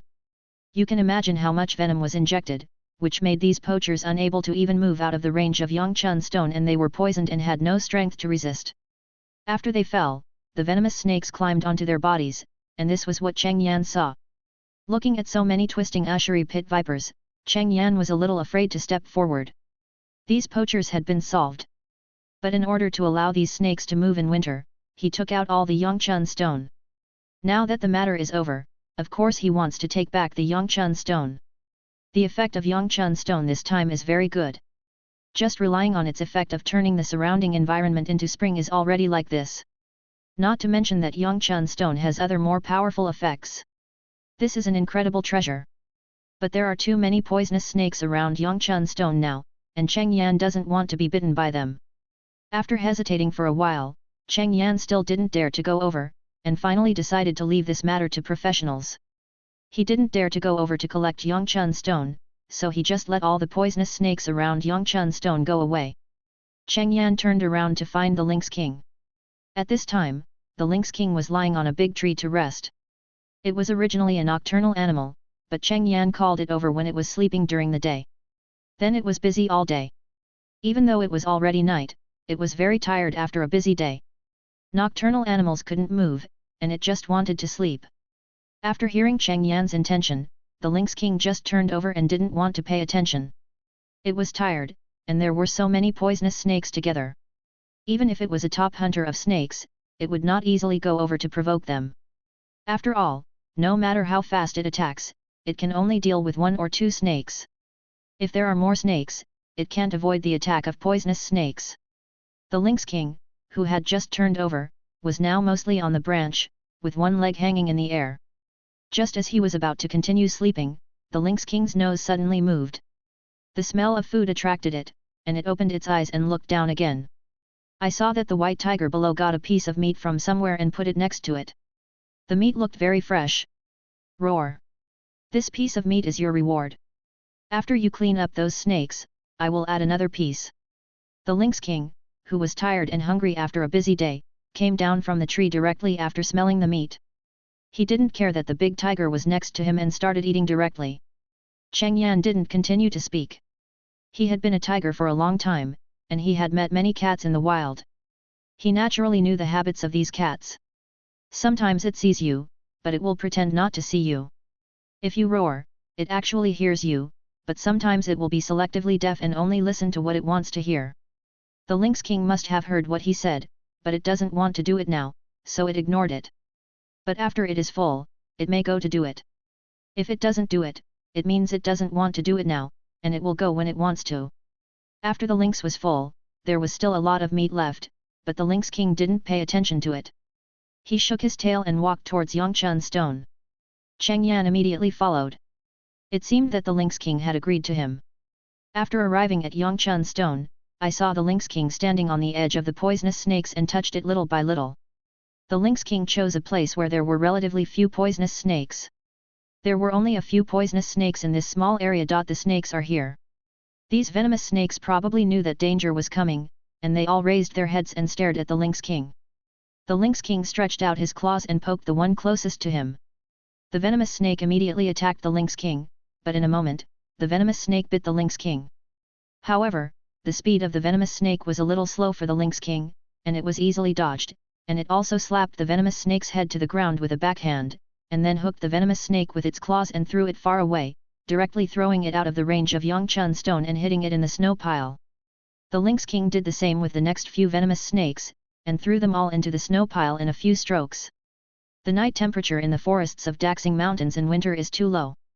These snakes are not active enough at this temperature and will soon be frozen. These Ushiri pit vipers usually hibernate around October. They were active only when the temperature was right in Yangchun stone before, but at this temperature now, these snakes can't even run far before they are frozen and unable to move. After dealing with a few snakes, the lynx king found another relatively small pile of snakes and continued the same operation as before, and quickly cleaned it up. However, after this pile was dealt with, the rest were difficult to deal with. The remaining snakes were basically clustered together. There were too many of them, and the lynx king probably couldn't deal with them. However, the lynx king surprised Cheng Yan next. The lynx king was very patient and ran to the side to guard when there was no chance. After waiting for a long time, a few snakes broke away from the group. When they came to the side, the lynx king rushed over in one step and threw them out in a few clean and neat strokes. In this way, after working for a long time, the lynx king finally cleaned up the poisonous snakes on his face. The remaining ones were on the trees and those that had gotten into the clothes of the poachers. The lynx king didn't want to touch this kind of snake. It was too dangerous without vision. Even if the lynx was very resistant to poison, there was no need to be bitten in vain. But these were enough. Cheng Yan carefully approached the Yangchun stone, put the Yangchun stone directly into the system space, and then left the area in one step. After losing the Yangchun stone, this place will become the same as before, and these poisonous snakes will find a place to hibernate again.